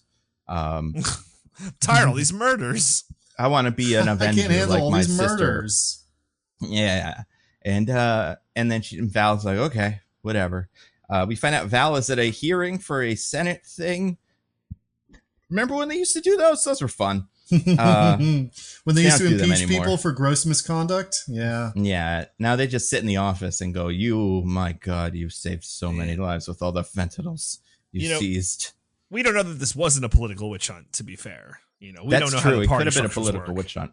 Yeah. And this character, so Val is technically, she is the director of the CIA in this universe. We have seen her in a couple of things. Obviously, she was mostly in Falcon and the Winter Soldier, where she showed up for the first time, even though she's supposed to be in Black Widow first, but then they fucked up the release schedule and stuff. She recruited John Walker and seems to, I don't know, exist kind of outside the government, but then it turns out she's part of it. In Wakanda Forever, we learned that she was kind of leading she wanted to do a coup or like take over Wakanda and steal all their vibranium. She also used to be married to Martin Freeman. That doesn't come up here, but whatever. I was kind of hoping that would be part of her trauma. She would go to trauma hell and it would just be her and Martin Freeman having sex. And she'd just be like, this is the worst moment of my life. Or it's great. I don't know. I'll never be able to reach this pleasure again, she says. Do you think Martin Freeman is a generous lover? I do. In these movies, he seems like a good guy. I think that's the vibe we're supposed to get of this character. But he's also a member of the CIA, so it's literally impossible for him to be a good guy. So he is, but he leaves the CIA to help the Wakandans in the second one. So I do think that is maybe not in Black Panther 1, but by Black Panther 2, he has become radicalized. And now I do think he is a cool guy in bed and in life. Also, he's dead, I think, or something. Or he was a Skrull. He was in one of those. I don't fucking know. I think he's still alive, I guess, if he was a Skrull. But yeah. You're one of the only people on Earth who's watched Secret Invasion, so. A couple of times, yeah. Wow. It's bad. Don't watch it. But anyway, so this guy shows up. Well, he doesn't show up. Doing the hearing. It's a little weird because she's being grilled on Ox, because Ox is a weird company or whatever that does all kinds of stuff. And she makes the whole thing into like I'm not going to apologize for what I do to protect America. And you're like, what do you do to protect America? And she's like, nothing. Secret stuff I'm not going to tell you about. Century program. You'll never even find out about it. Also, I've got all these Avengers running around doing shit. Bad guys, not Avengers, obviously. These are bad guys. But she kind of is like, fuck, I got to do something about this. So she she gets rid of all the Ox stuff. And, she's trying to fix it. I do have to say this scene had one character in it. This is the Geraldine Viswanathan character named Mel. Not an incredibly consequential figure in this, but around. Kind of a character from the comics, not really, but pretty plot critical, I would say. Yeah, for sure. But if you pay attention to Thunderbolts comics, especially Thunderbolts comics, which are not what this is, her character is the Songbird, Mel Gold, like a Melanie is Songbird, and you know that they're kind of going for that because in this movie she has a little Songbird necklace on her that she wears through a couple of scenes. But she also has like, Black Canary kind of powers that she doesn't really do in this, or get any. There's no indication she could do that. Oh, that, like how Jeremy Renner gave Linda Cardellini that watch at the end of Hawkeye, and nothing's ever going to happen with that. That's right. I mean, maybe she's the new Hawkeye because she will get paid for 50% of Jeremy Renner's body or whatever he was complaining about. We'll find out. But yeah, this one's extra weird but I guess what they're going for is like, this is the character that will eventually turn on Val and sing to Bucky. So she is the Songbird, but not in the cool way, in a kind of boring way. But either way, good. I'm glad Geraldine got paid. I would have liked, it's fine. So Bucky is there. Bucky is a senator from Brooklyn, just got elected. Congressman. Yeah. Yep. Doesn't seem to be great at his job. Doesn't seem to read the packets. Naively wants to do Avenger stuff to stop things in Congress. But also, he is going to do that, and it is going to work. So not so naive, in fact. He mostly just seems to be bored. Like he kind of got to Congress and was like, "Can you blame him? Mistake." Yeah. No, not at all. I mean, what did he hope to get out of it? Does he want to run for president? Because that's a great way to get hulked. Yeah, that's true. We also get no indication of who is president now. I was kind of bummed by that. I have to assume Trump won again. It's a bummer. Well, no, that's not true. Election. Yeah, it would have to be whoever the vice president was, and there's no way he's going vice president to a general like Thunderbolt Ross, who definitely ran on a never Trump ticket or something. But maybe Martin Freeman's the president. Who knows? No, he's on the run. Wait. We'll never know. But anyway, he goes and so Bucky tries to lean on what's her name? Mel, because he could tell she's conflicted and she's up to stuff, and she's Julia Louis-Dreyfus's right-hand woman who mostly just taps on a screen and walks with her and goes, "Hey, we got problems." Yeah, and gets good coffee no matter where they are. And gets good coffee. Yeah. Do you think she makes it? I think she knows how to make it and knows the right ways to put sugar and stuff in it. I think she excretes it. Oh, that's her Songbird power, is to make coffee. That's right. Out of her pores. Pretty cool. And she so Bucky leans on that. Doesn't really work, but kind of does. He gives her a card, disappears. Then Yelena gets a message from Val. She's like, "I got a mission for you. It's the last one more mission, and then you're all good, and you can be a front-facing guy." And Yelena's like, "Well, this sounds good. Also, I'm kind of too depressed to think about it for more than a second." So she goes with it. You have to go to Ox headquarters, go a mile down under the ground, in a big fortress kind of thing, and there's just a target you have to kill. I think her target is Ghost. I don't know if she knows who Ghost is, but she knows there's a guy who's Ghost. Yeah, it's confusing because all of them don't seem to know who any of them are, and you're like, you would definitely know who she is, and you would definitely know who he is, but whatever. So she gets down there, does a big fight. Everybody turns out to be fighting the other guy. Like I said, so she's trying to kill Ghost. Ghost is trying to kill Walker. Walker's trying to kill Taskmaster? No. Walker's trying to kill Yelena. Yelena's trying to kill Ghost. Ghost is trying to kill Taskmaster. Taskmaster's trying to kill Walker. Taskmaster. Yes, correct. Taskmaster, by the way, played by that actor we joked, is in it. Has a new costume and stuff, so good for her. Cooler costume than before. And they have a little fight, all four of them, where every time one of them tries to shoot the other one accidentally blocks it or purposely blocks it or gets in their way. You know, very Three Stooges-y, the way this one went down. Yep. But And there's 4 of them, DJ. That's true. Well, yeah, don't hold your breath, because then Ghost, the only one with the superpowers that feel like they would help in this situation, and like the one who clearly, if you looked at all of them and go, which one's going to do the actual, it's going to be her, manages to shoot Taskmaster in the head. In the face. Yeah, dead. And everybody in the audience like, oh, but also, yeah. But then everybody, yeah. That's the wrong got a little thing switch. Here. No. It says, get slip knotted, idiot. Yeah, she did get slip knotted. Hey, what do we? Go ahead, Dan. I'm sorry. I was just saying, what do we think of that? What was this? The MCU being like, our bad guys, we fucked up this classic villain that everyone loves. Whoopsie doodle. We fixed it. We'll correct this in the future somehow. I don't know. It's tough because this movie isn't Suicide Squad. Like, the premise for it is not all of them will die by the end. I don't know if this was supposed to set up maybe they'll all die. Like, you don't know who's safe, but also because of the marketing, we know who was safe and who wasn't safe.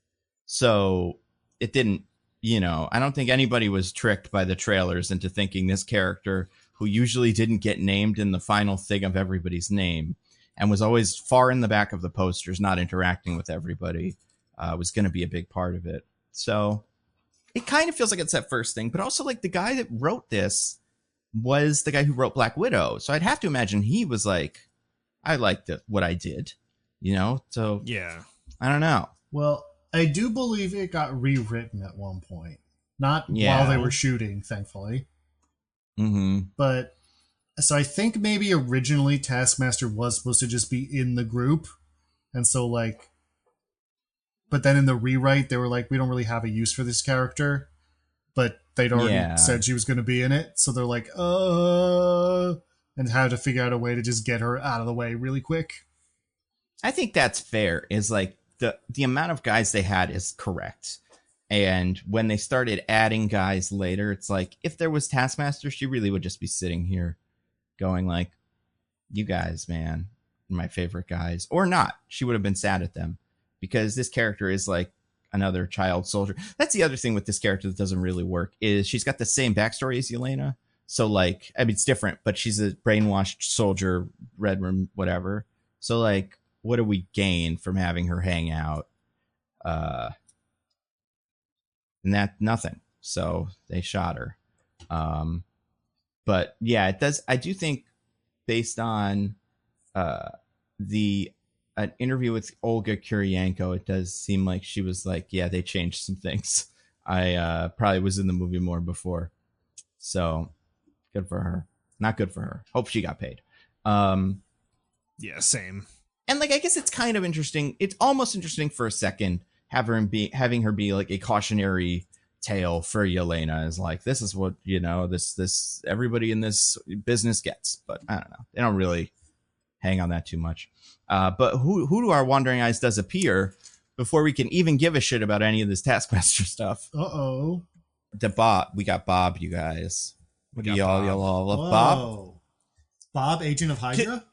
Thank you. Think so. I knew in this it wasn't Hydra Bob, but like, I think there's one point in the marketing where some guy's like, I'm Bob. And I'm like, is that Hydra Bob? Like, is he going to be part of the Thunderbolts? And then like, obviously over time, I realized not, but like, I couldn't get it out of my brain because I thought it for a split second during the movie. So, well, all us real ones saw that and went, Bob, like from Top Gun Maverick. That was your name in that too, Lewis Pullman. Everyone was like, that's Bob over there. And he was like, that is apparently Lewis Pullman was like, can we change this guy's name, please? I don't want to be Bob again. And they were like, no, that's his name from the comics. Yeah, like, too bad. Whatever. Yeah. I don't want to be typecast as a Bob. I like Lewis Pullman. I like, at least in this, I haven't seen him in a lot of stuff, but like, I liked him in this. I'm not going to lie to you guys. I don't pay a lot of attention to casting announcements and stuff. spent half this movie convinced that was Paul Dano.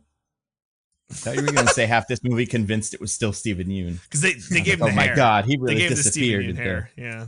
Yeah. I wish, man. Oh man. I do think, well, we could talk about Bob a little bit, but without getting to the spoilery bit and stuff. I think they play him differently here than they will Stephen Yeun, if that ever happened. Like, I feel like Stephen Yeun's more of a shithead than this character who was more of a dope. Yeah. I would agree and with that. I think that's fine, but that is just interesting. I'm sorry. Do you actually like Stephen Yeun? I love Stephen Yeun. He's great at being a shithead. Okay. He's our best shithead. He doesn't think Stephen Yeun is a shithead in real life. He thinks he's great at playing one. Yeah, he seems super nice from all the interviews I've seen and stuff. But like, yeah, between this, Nope, where he plays a shithead, and Mickey 17 very recently, like just great shithead energy, and obviously Beef. That's what I meant by this when I said, because he's not in this. But yeah, the maybe he was though. He doesn't wipe. That's the other thing about him. He doesn't. Remember wipe. that? He doesn't wipe. He uses too small a square or something, and it gets it's like the first episode of I Think You Should Leave. He made a mud pie. Made a big mud pie. He didn't wash his hands. Didn't wash his hands. That's what it was. There were shit particles on the paper, so it got him sick when he ate it. Mm-hmm. You remember that, DJ? I don't. I do not remember this. Yeah, I do think it's the first episode of the first season of I Think You Should Leave. It's very good. But yeah, I'm a big fan of his. There was a first season. I don't think there was a first season. I think it was just season 2. They went straight to 2. Yeah, I don't think the hot dog sketch happened. That's something he would have done. He would have gone like, this is season 2 of I Think You Should Leave. Because he's brave. And he was a shithead this year in Invincible. Because they had the evil Invincibles that were all shitheads. So okay. Again, I love Steven. I really do think he's like one of my favorite actors. But I don't think this version of Bob is the same.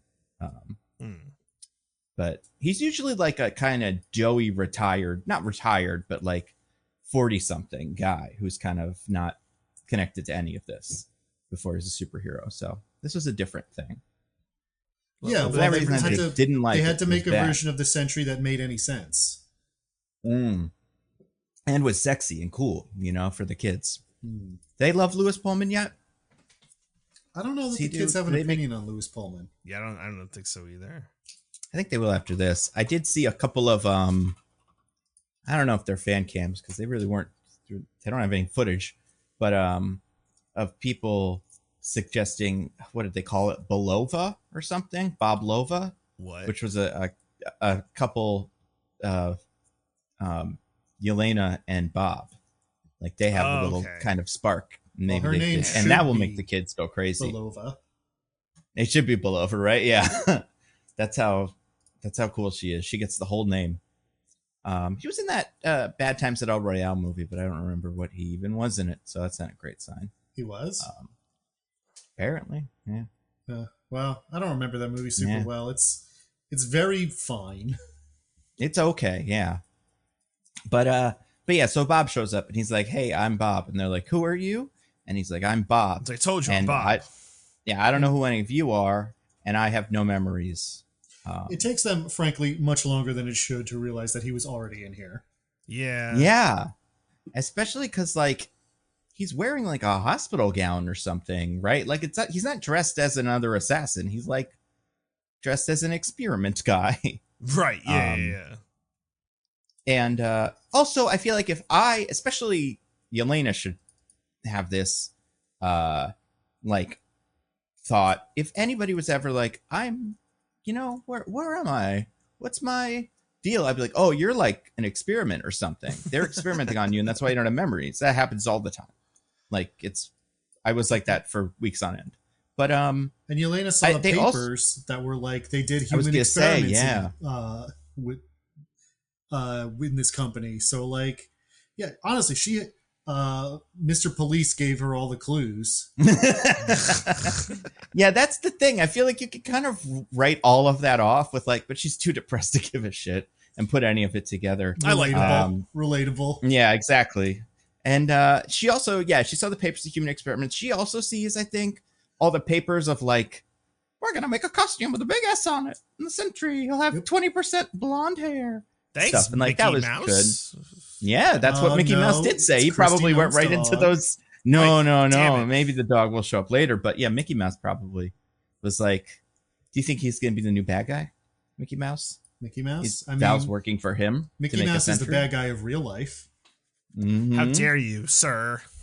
Yeah. I'm going to go see him soon. You're not Steamboat like Willie. that. Now that guy's cool. But he's tell him cool that tell him that death is the fate of all fascists.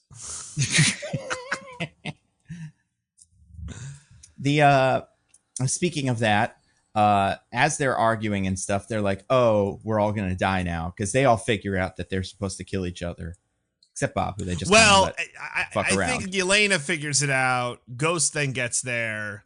That's about it. Yeah, John Walker still hasn't got it. Hopefully, in the next movie, he figures out what was going on. He's pretty dumb in this one. I like that. You like that he's dumb? Yeah, I do. I like that his character's not smart. He gets it together eventually. Mm-hmm. He goes, and he's got a moment that I thought was gonna be played as a joke, but it wasn't, which I thought was fine. Because they're all stuck in the thing, and they're like, "Oh, it's gonna explode," and I think they can like feel it. They get a nice little countdown just so that they can be sporting. Flick, yeah, that was right fucking there, man. Okay, maybe there's got to be a timer to warm up the burners, whatever. But the fact that it's shown on the inside, who the fuck is that for? Yeah, come on now. Yeah, and also like, why not just they're all in the room? Okay, press the button that incinerates them. Like, why have them fight at all? You know, seems like this is Val's plan. She's planning on burning the room anyway because it's got all the drawings of the Sentry. But I don't know. But they go, oh, we got a time limit, and Ghost tries to run out. But then, and this I thought was good. They had like a little sonic scrambler thing, so that every time she tried to do her power, it gave her a little headache. They only built something for her though. Well, I guess no one else. She's the only person with superpowers. Yeah. Everyone else they built a big solid wall for John Walker. That was step one. But yeah, they and then they came up with a plan to they were like, oh, there must be power source or something. So they found a power source. This is the part where I was like, John Walker hits it with his shield. He does that like, you're taking too long, and smashes it, I think.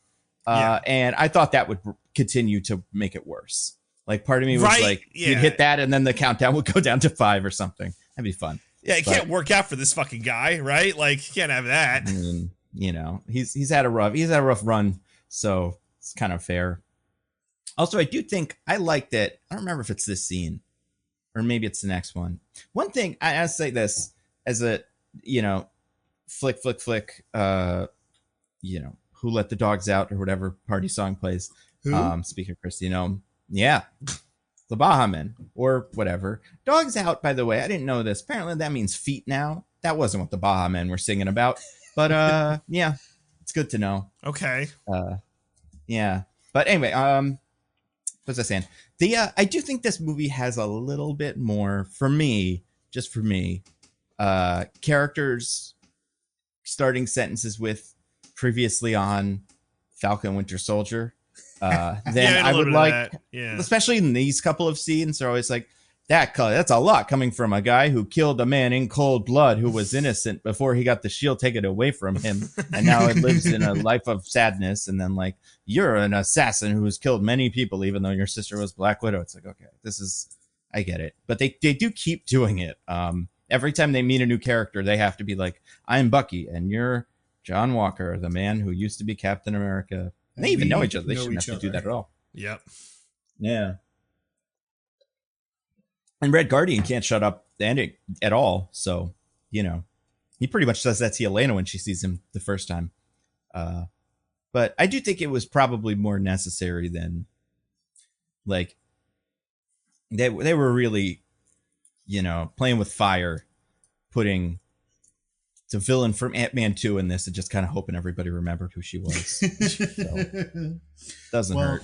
Best of luck to y'all. They smartly realized that they were better off not reminding people that Ant-Man 2 exists. Mm-hmm. It's fair. And I do think we didn't get very much of her backstory besides SHIELD agent, chronic pain suit, something. But they gave you as much as you needed, right? And then they smartly killed the one where it would have been the most complicated to explain. Like, good luck, like, explaining Taskmaster, making her part of everything. Would have been no fucking way.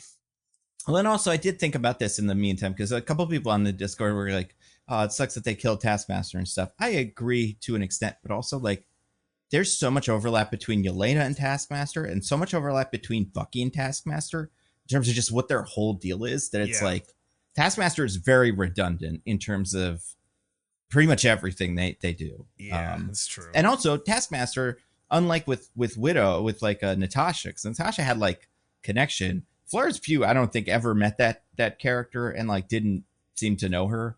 Mm-hmm. So unless they hung out in the meantime, it's like, oh, she's Black Widow. That sucks. But that's pretty much it.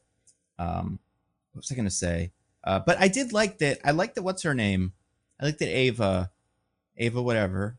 It's been no time has passed, and we all remember her last name still. None of us looked it up, probably. She, I like that she calls out John Walker for killing an innocent man. Yeah, and he's like, he's not innocent. And he's like, yeah, he is. That's good. Decapitation America. Call back to a different podcast entirely. I know. Nando, please. I'm sure that after he killed that man, a bunch of people weirdly invested in this idea, looked in and found out that he'd littered or like had that's true. Drunk drived once or whatever, and that means he deserved death. That's true. He had Thanos on his knuckles or something. Well, not Thanos, the character from Squid Game, a different version of that. I don't know. Who's a 4 or 5 letter word villain from the Loki? He could have Loki on his knuckles. But what was I gonna say? You're gonna the callback to a different podcast. Oh, Decapitation America. Yeah, that's better than anything anybody calls him in this.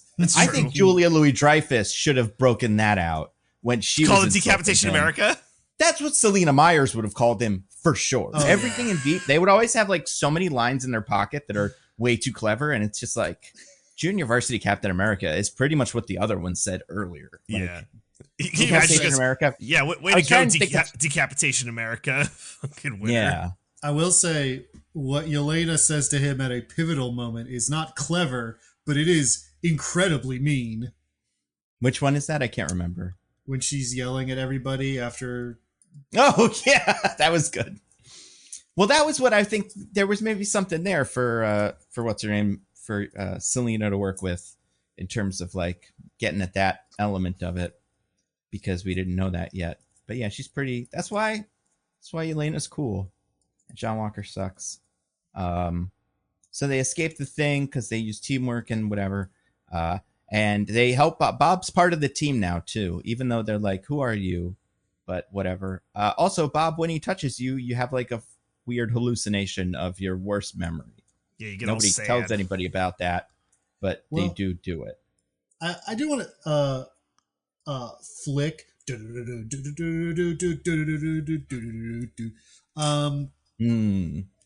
Was that Sandstorm? It was. Thank you. Yeah. I didn't think I did a good job, but you got it. Mm-hmm. Everybody from our generation, especially from New Jersey, knows Sandstorm. Fair. But I have a simple question for John Walker. Mm-hmm. That's your worst memory? Yeah, I was gonna say. Yeah, Didn't your buddy get killed, and that motivated you to do a couple murders? Like, that was a pretty rough day, right? Or even like, as we learn later, eventually his wife left. That's not the bad memory. Yeah. Nope. Maybe he like internalized that's like no, like that was like fine. I even think, I don't remember this fully, I'm pretty sure his whole platoon got killed or something in his backstory in Falcon Winter Soldier, and that's why he was such a big deal. And as much as I think he loves his son, who he doesn't give a shit about, but whatever, I feel like the platoon getting killed is a solid little backstory moment for him at that moment. But also, I think maybe it would make too many questions. I don't know. What would, like, especially because also, so he had a kid. Did he ever have a kid in the show? I don't think that was the thing yet. No, he did have that wife, but yeah. And that's great. See the first just like casually married character in one of these? No. Selling married to a superhero or something. Hawkeye's I guess that's fair. Well, but Hawkeye's wife is secretly a spy, so that one doesn't even count anymore. They retconned it into oblivion. The final bit of Hawkeye would have you believe. Yeah. But nothing thus far has corroborated it. Or ever will. Let's be very honest. That's never going to matter. Nope. She's going to be one of the new Hawkeyes now. All the characters, all the supporting Hawkeye characters, Swordsman, his 2 kids. Who else was in those? I don't know. Some cops or something. They're all going to be Hawkeye now. Starring some cops. For pennies on the dollar. They're just going to go down the line. Cops. Yeah, affordable Hawkeyes. Rent-a-cops. Yeah. Yeah. But what was I gonna say? He's married to a normal person and has a kid, and in what honestly might be the most relatable moment in the history of any movie I've ever seen, is just sitting on the phone looking up his name on an article or something. Just great. Listen, I was not paying attention to his crying child. Yeah. I don't want to say that, he's got some points here, but like the baby's in the cribs there. It's not fine. It's not like he was like, drinking while the baby was in the kitchen playing with knives. Like, that's not, it's not as big a crime as some might have you, believe. So what DJ's saying is that this is a scene out of his everyday life with his son. That's how he, spends quality time with his son every day. I think it just plays into the fact that, like, come on, this is your worst memory. Come on now. Well, it's only when Vulture or whatever releases an article about the fallen podcaster DJ who, disgraced himself, and then DJ reads the article. Unless that's I don't remember if we saw the date on the article, if that was new or something that had come out years ago, and he's just watching it, like reading it again. But he's every day he reads that fucking article. It's like, I can't escape it. I mean, if only one article had ever been written about me, I would probably read it several times. I mean, I imagine more articles are written about him. He tried to cut off Captain America's head with that shield after he cut off that other guy's head with that shield. Like, that guy's pretty exciting. He also yelled at all the guys and was like, fuck you. Yeah. I'm a soldier. It pretty much did what Julie Louis-Dreyfus does in that other scene. It's weird. Yeah. It's okay. He's cool. Sam should take the serum, by the way, just as an aside. It seems to be working out for John Walker. Yeah, someone should make it. Shuri should just 3D print it out of her little machine and hand it out at the next one of these. The serum doesn't seem to mean anything anymore. Just give it out. Yeah, I do think this movie was a little better with it than Captain America, where it's like the movie thinks he has the serum because he's able to block the Hulk's punch. I think there was a clear delineation between a guy punching somebody with the serum and a guy punching someone without the serum.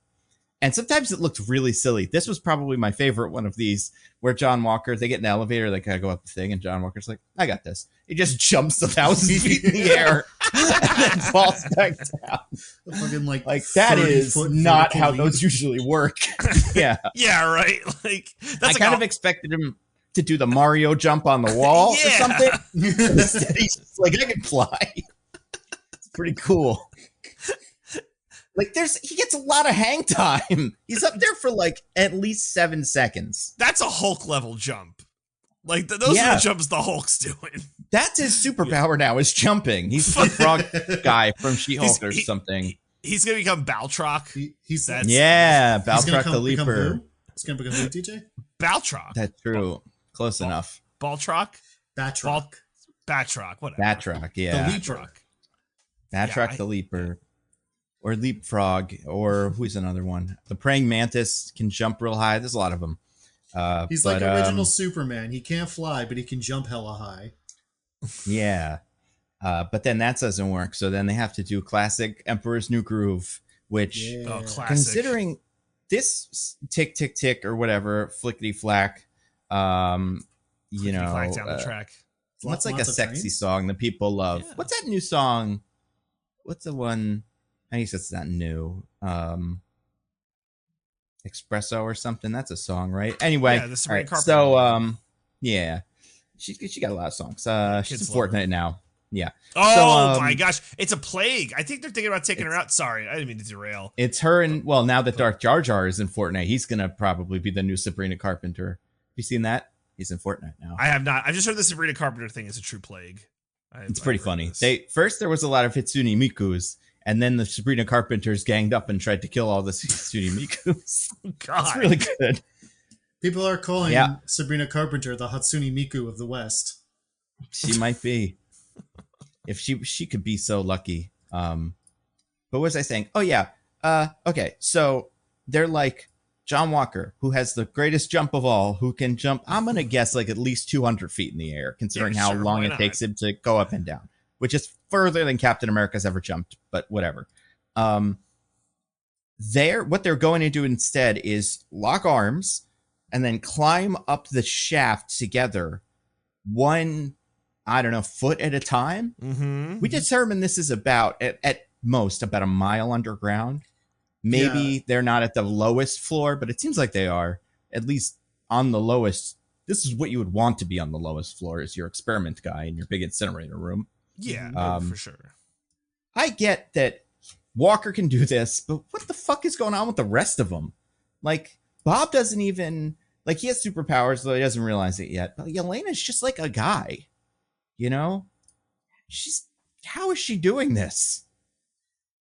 You know? Force of will. Incredible core strength. Yeah. That's fair.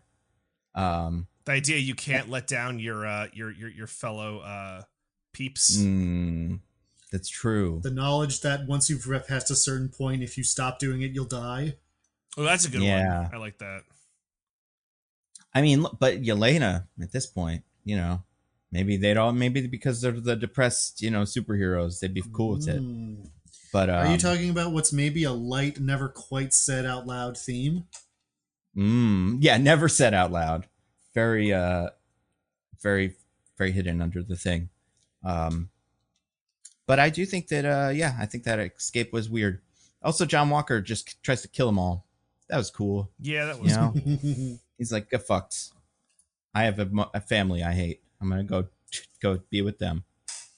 And yeah, that was fun.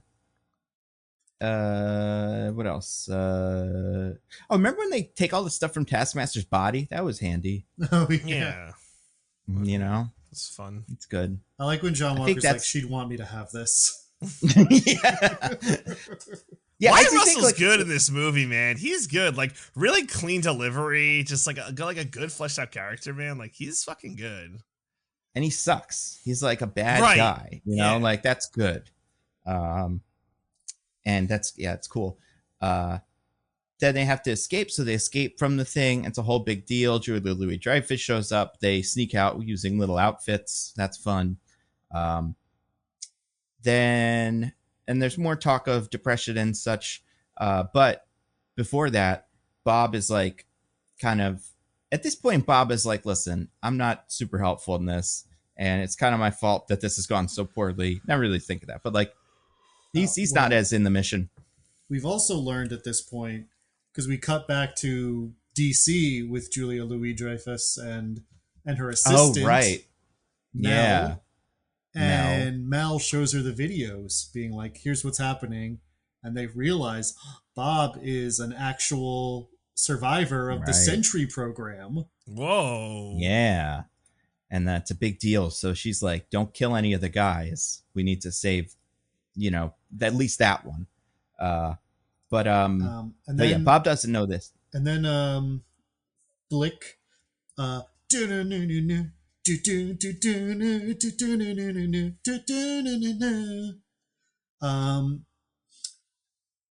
what's that one? Every time we touch? Yeah. No.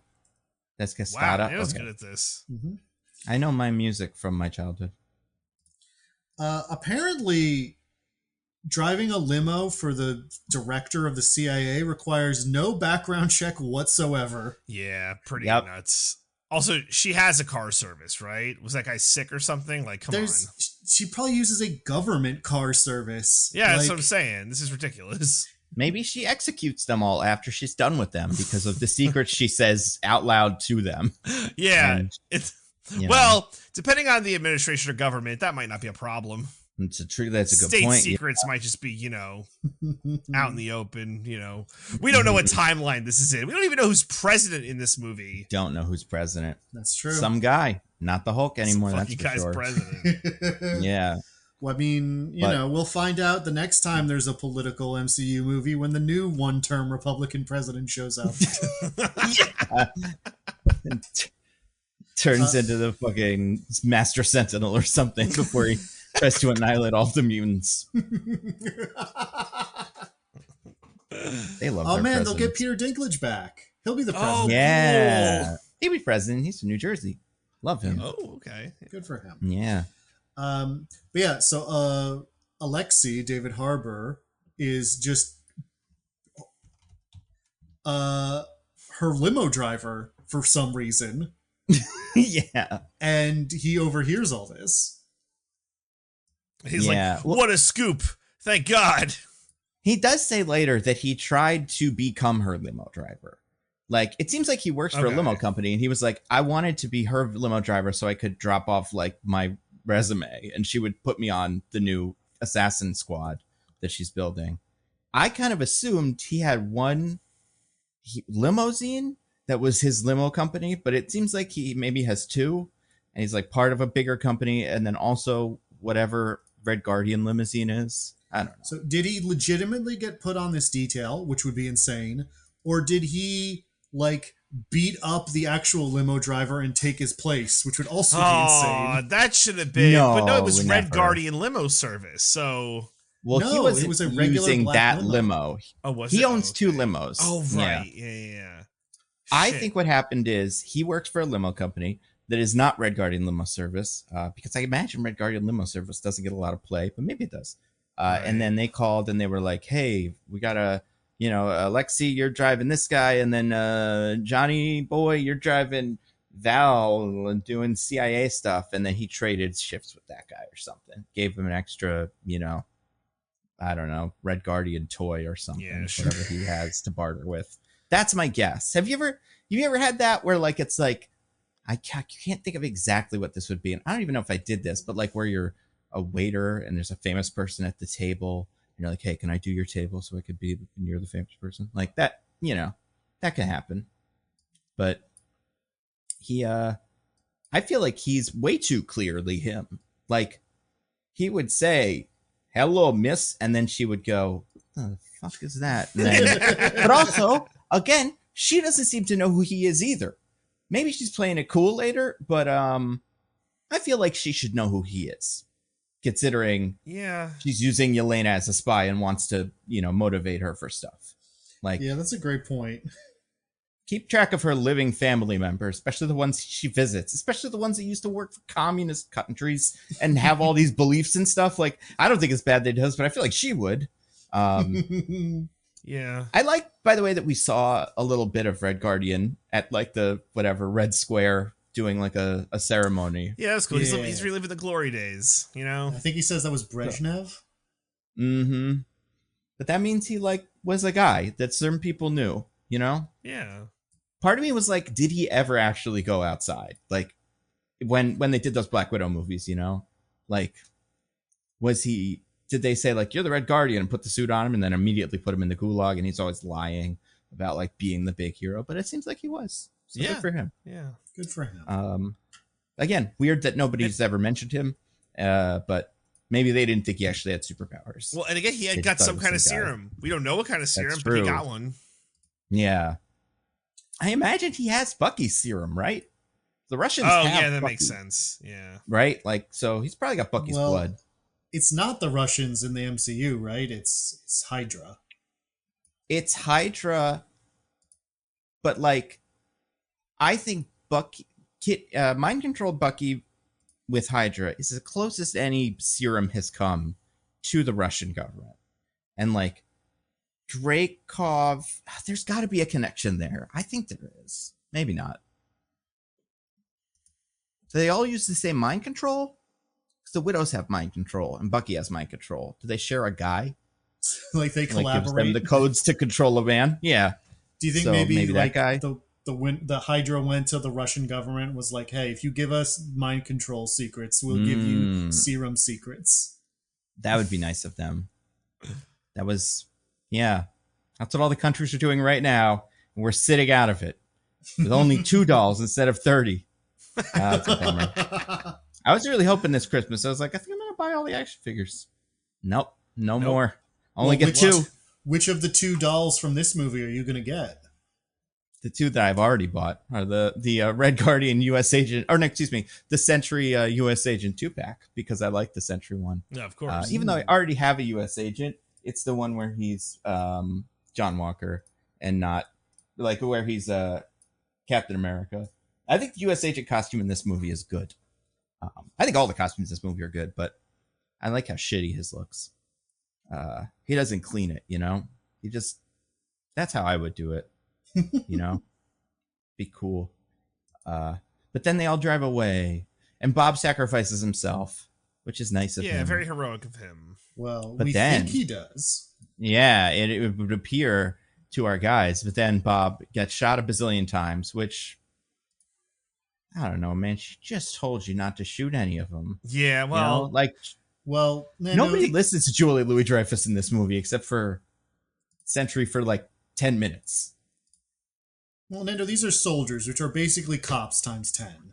Well, that's a really good point. Also, not even good old, you know, official military soldiers. These are like paramilitary mercenaries, right? These guys have no restraint. They have like negative restraint. These are the guys you call when the cops aren't enough. You know, Killers Are Us. This is the us. Remember that from that Rampage movie? This is the them. They're back, baby. And I also think he he doesn't shoot any of them. He should take a few with him, but also he fires his gun in the air, I think, to get their attention or something. But then he drops the gun and stands there, and they all shoot at him. So it's not like he tricked them into thinking he was after attacking. they finish shooting, they start yelling, "Stop resisting! He's reaching for his weapon!" Also, hey goons, maybe one of you stay by the car. Don't all run. It's clear this car is not supposed to be here, but just absolutely no curiosity. Oh, we heard gunfire. We got to run. They don't even have one person stay there. Very good in this movie. Well, you think that they're going to look, but actually they're going to hide in a locker or something because they heard gunfire and they're scared. I was going to say, the movie brings up for a couple of times a Pee-wee soccer team. They have Pee-wee soccer energy, just like everybody chase the soccer ball at once, no matter what your position is. That's how, you know, that's what they're doing. Everybody wants, and you know what? They probably don't get to shoot a guy that often. So, well, that's up to you. They probably shoot a lot of guys. One chance. Yeah. They're like, although I guess if you're, all of them are like, fuck, the only reason I joined this is so I can shoot somebody. We're going to miss it. Go, go, go. Yeah. Well, especially because there's all these secret agents going around doing all the shooting for you. You figure when you join, you're like, I'm going to be the one that they send to I don't know, fucking Madripoor or whatever to wipe up some, you know, cell of whatever. But then they send the fucking ghost or whatever, and then you don't get to do it. Yeah, so that's true. Probably pretty psyched. But then it turns out he's bulletproof. Just like Supergirl in that fucking Flash movie. And then she flies away, and then he just falls out of the sky, which I liked. And then they get him. And they're like, hey, look. But I like that our guys are like, he sacrificed himself for us. That's the only time I think Walker in the movie has a point. Yeah. When Yelena's like, we got to go. And he's like, no, that's the whole point. We don't go and save him. We have to leave. Right. Yeah. Their whole thing gets knocked over and shit because of the big shockwave and whatever. And then they're stranded in the middle of nowhere, kind of. Do you remember where this is? I think it's in America. She does say, Julia Louis-Dreyfus does say when she sends Yelena there, but I don't remember what it was. I'm gonna guess it's Arizona or something like that. Yeah, somewhere in the Rockies or something. And we know that Yelena and Alexi live in DC. Well, Alexi lives in Baltimore, except for not in Baltimore, but you know. Walker, I assume, also lives in DC. Ghost, who knows? She probably doesn't even have a home. She just has a little spindle and a stick. He doesn't even but have I his do own think little Joaquin to live with. A bushel and a peck. Yeah, that's true. And a bushel. And I think the thing that I think is so weird is the globetrotting of this movie. Just have this be here too. You know, why do they have to go all the way? Yeah. Because like I wouldn't have a problem. I don't really care, except they go back to the East Coast and like presumably the Red Guardian drove his limousine cross country to get them. Yeah, he does say, like, he was like, I drove all night. This country is big. Oh, Oklahoma, right? They're in Oklahoma, maybe? He says he drove through Oklahoma. Oklahoma, so flat. Right. I do think they're in the desert. I think they're somewhere like, yeah, I don't know. But still, like, just have it be in West Virginia or something. And then Mountain Mama? That. Ooh. But they were too busy keeping Tim Blake Nelson there. They couldn't have another secret facility in West Virginia. Yeah. That's a great point. That was a great point.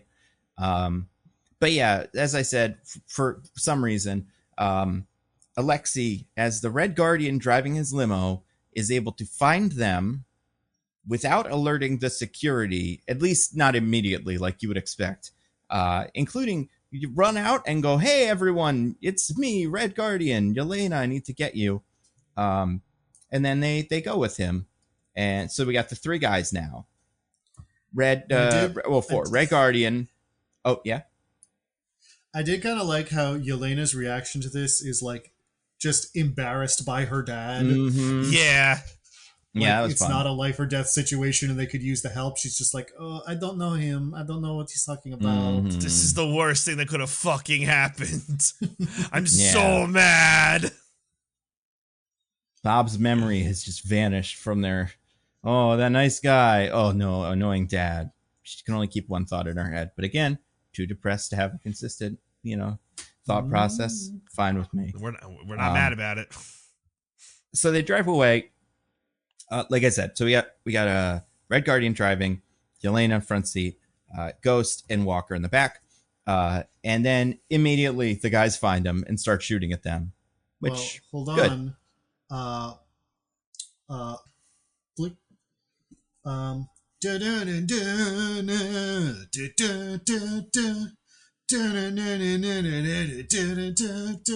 Hold on, we're halfway there.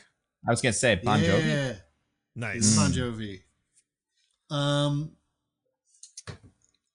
I was so focused on that now. I'm trying to remember what I was going to say. Something about the limousine getting caught. They get caught by the drivers. No, it wasn't about that. It was about the flimsiest name justification yet.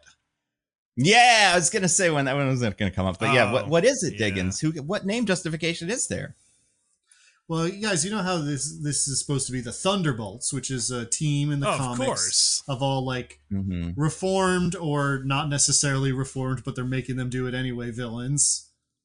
Yep. And I forget why they're called the Thunderbolts in the comic. Probably just because it's a cool name. It's because it's a cool name. No, it is. So Thunderbolt Ross will eventually lead a team called the Thunderbolts, but in the comics, the team is created by Baron Zemo in the absence when all the superheroes are in another dimension or whatever. So he kind of crafts a bunch of characters and calls himself Thunderbolts. I think it's a Jonathan Swift quote. No, that can't be it. There's a quote that no one can fully attribute to the person that everybody, James Baldwin, that's like justice comes swiftly like lightning or something like that. And that's their little catchphrase. And then they're the Thunderbolts for that reason. Baron Zemo over intellectualizes it, but yeah, that's the whole reason. Is it sounds cool little lightning bolt logo. All right, well, that's the opposite. I just swore it was the Thunderbolt Ross thingy, but my bad. You would assume, and he does. Like I said, the Red Hulk takes over the team for a while, and they're the Thunderbolts. But originally, it's just because it sounds cool. Okay. Because now they end up calling themselves the Thunderbolts because that's the like little kids soccer team that Yelena played on when they were pretending to be Americans. The Westchester Valley Thunderbolts, sponsored by Shane's Garage or whatever. That's right, or maybe not. Maybe it's sponsored by Alexi something. Who knows? Dimitri. I think it was Dimitri. Yeah. Dimitri, right? Yeah. Electrical supply, something. Is that his fake name or something like that? I can't remember. No, I think Dimitri was another guy. Oh. Because he's like, no, it was Dimitri. It wasn't Shane. Shane couldn't afford it. Blah, blah, blah. They shouldn't hang out with guys named Dimitri if they're undercover Russian agents posing as Americans. Or is it the perfect cover, Nando? You'd think if these guys were Russian spies, they'd be smarter than to hang out with a guy named Dimitri. That's a great point. No one's that stupid. Mm-hmm. Nobody's that really stupid. Makes you think. Yeah. But yeah, so they're the Thunderbolts. That's the name of the movie. Whoa. They try so hard to casually drop that line.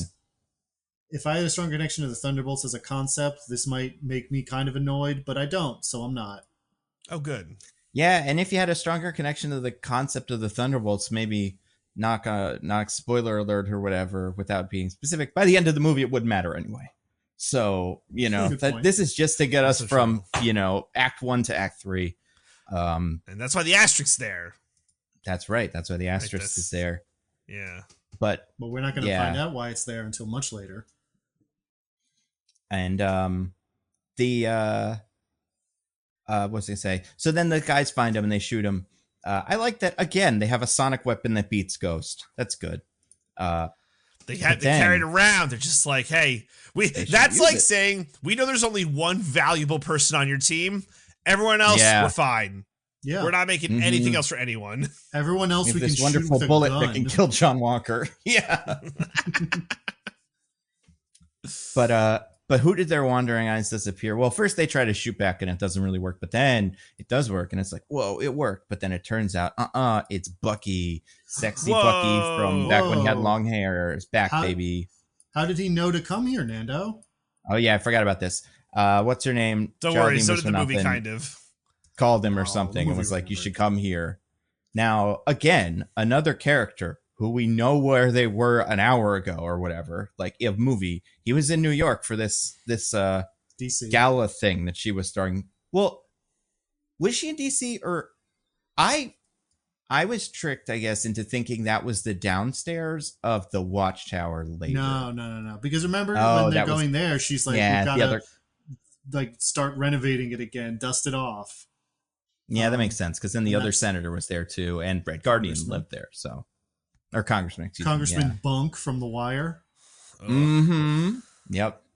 He's like we said, like you've said many times, he'll take any motherfucker's money, including the Marvel movies. Not Disney. that character. Oh, it's not the same guy? No. This is the thing. Wait, this is the guy that says shit all the time, right? No, that's the guy who says I'll take any motherfucker's money.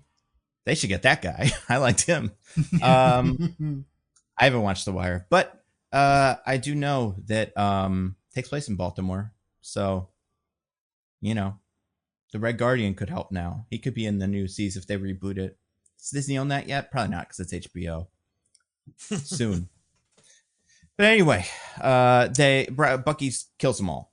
Kills all those guys. Cool. Yeah, he does such a good job. He definitely kills them. I like that they kill. I don't think he cares. Right? I don't either. Do it. Yeah. Whatever. They were shooting at the limousine. Like, probably not the most scrupulous of guys. But then he shoots them and blows up their thing. And I'm like, why? He knows John Walker's in there, right? And he knows John Walker's like his friend. Well, why does he do that? I don't think they're friends exactly. This movie wisely pretends the last bit that happened with John Walker in that show never happened. Yeah, that's fair. Where he's just like decides that actually I'm not a bad guy. I'm really cool and good, and everyone loves me. Mm-hmm. And like not just him saying that, but that's actually true. Yeah. The movie's like, no, that part didn't happen. He's still kind of a piece of shit, and nobody really likes him. Yeah. And he gets, they all get captured by Bucky. And then Bucky's like, what are you guys doing? And they're like, we're doing Sentry stuff. And he's like, that's bullshit. No such thing. And then he gets a phone call and he's like, what's that Sentry stuff? And they're like, get out of here. Oh, okay. Now, this is my one big switch flip. Tick, tick, tick, click, click, click, YMCA or whatever. At one point, I'm pretty sure a character who I'm going to guess is Alexei says in English to Winter Soldier, call the Avengers. Now they are in not New York now. They have to still travel a great distance to get to where they're going. I assume they do it in that van or something. Like where, because they don't take his motorcycle and the limousine's exploded. They get there in some sort of like, you know, U-Haul truck or something. Mm-hmm. So I assume that's how they drive that to New York. Where are the Avengers? Why don't they call the Avengers? There are no Avengers. Like, don't exist. Yeah, there's no Avengers. Yeah, but call fucking Sam Wilson. He's your friend. You guys, they are friends. He went to his little cookout. I know they're not after this, but like, I think it's because of what happens after this movie. I think if he called him now, he'd probably show up, right? You saying Bucky was invited to the cookout? He was invited to cookout. He brought a cake. Let the kids. He had his little robot arm, and he like let the kids touch it and stuff. That was the best part of that show, except for when John Walker cut that guy's head off. But like, they did like a thing where it's like, remember how this show was fun? It's like it hasn't been fun, but that would be nice. I would say call Sam Wilson and what though, right? Tell him that Val has a guy that she's gonna use to kill everybody. I don't know. Yeah, I don't know. Have him call Carol or Thor or somebody. There's some always, network. There's always the problem with these, like, because they happen in their own little like microverses in the context of a bigger universe. But like, fuck, man, when New York is getting, I know we'll talk about it later, but like when New York is getting shadowed, like, fuck, man, why isn't Doctor Strange or Wong being like, oh fuck, like, yeah, it's they in New York. Question. It's in New York. Yeah. And again, maybe they're in another dimension at the moment, but seems of some import. I bet like the Punisher's just like, yeah, this is what happens to me every day as I relive that time my whole family got murdered. Classic day for me. The Punisher doesn't even notice anything happened. Yeah. He keeps flicking back to life from Shadow and Life, and then he's like, no, doesn't work on me. I'm a piece of shit always. I will say though, no, it's a good question because the New York people, there's plenty of these characters that live in New York. It is classic comic book shit though, to just have situations where objectively you could be like, there's like a million guys who could help with this, and they just don't. I guess the only reason it bugs me is that I'm pretty sure he's asked like, well, I thought the Avengers show up, and I'm pretty sure Bucky's like, we are the guys that show up. It's like, that's not a good answer. If the answer was they won't believe me or something, or Sam's off doing something, and that's the answer. But instead it's like, I don't wanna. And it's like, maybe Sam doesn't like you for a good reason then. Maybe you did something. Maybe it's because you decided to just quit being a congressman seemingly because you were kind of bored. Yeah. But like, is he? I think he's still a congressman though. Is right? he? I don't know. So there's the line later where she says, you didn't even last a full term. I thought you would, but we never see him quit. I don't think that like, I thought that was like very like cheeky, right? Like it's like, like, you know, you couldn't even be that for that long, right? Like you're here, you're back as the Winter Soldier.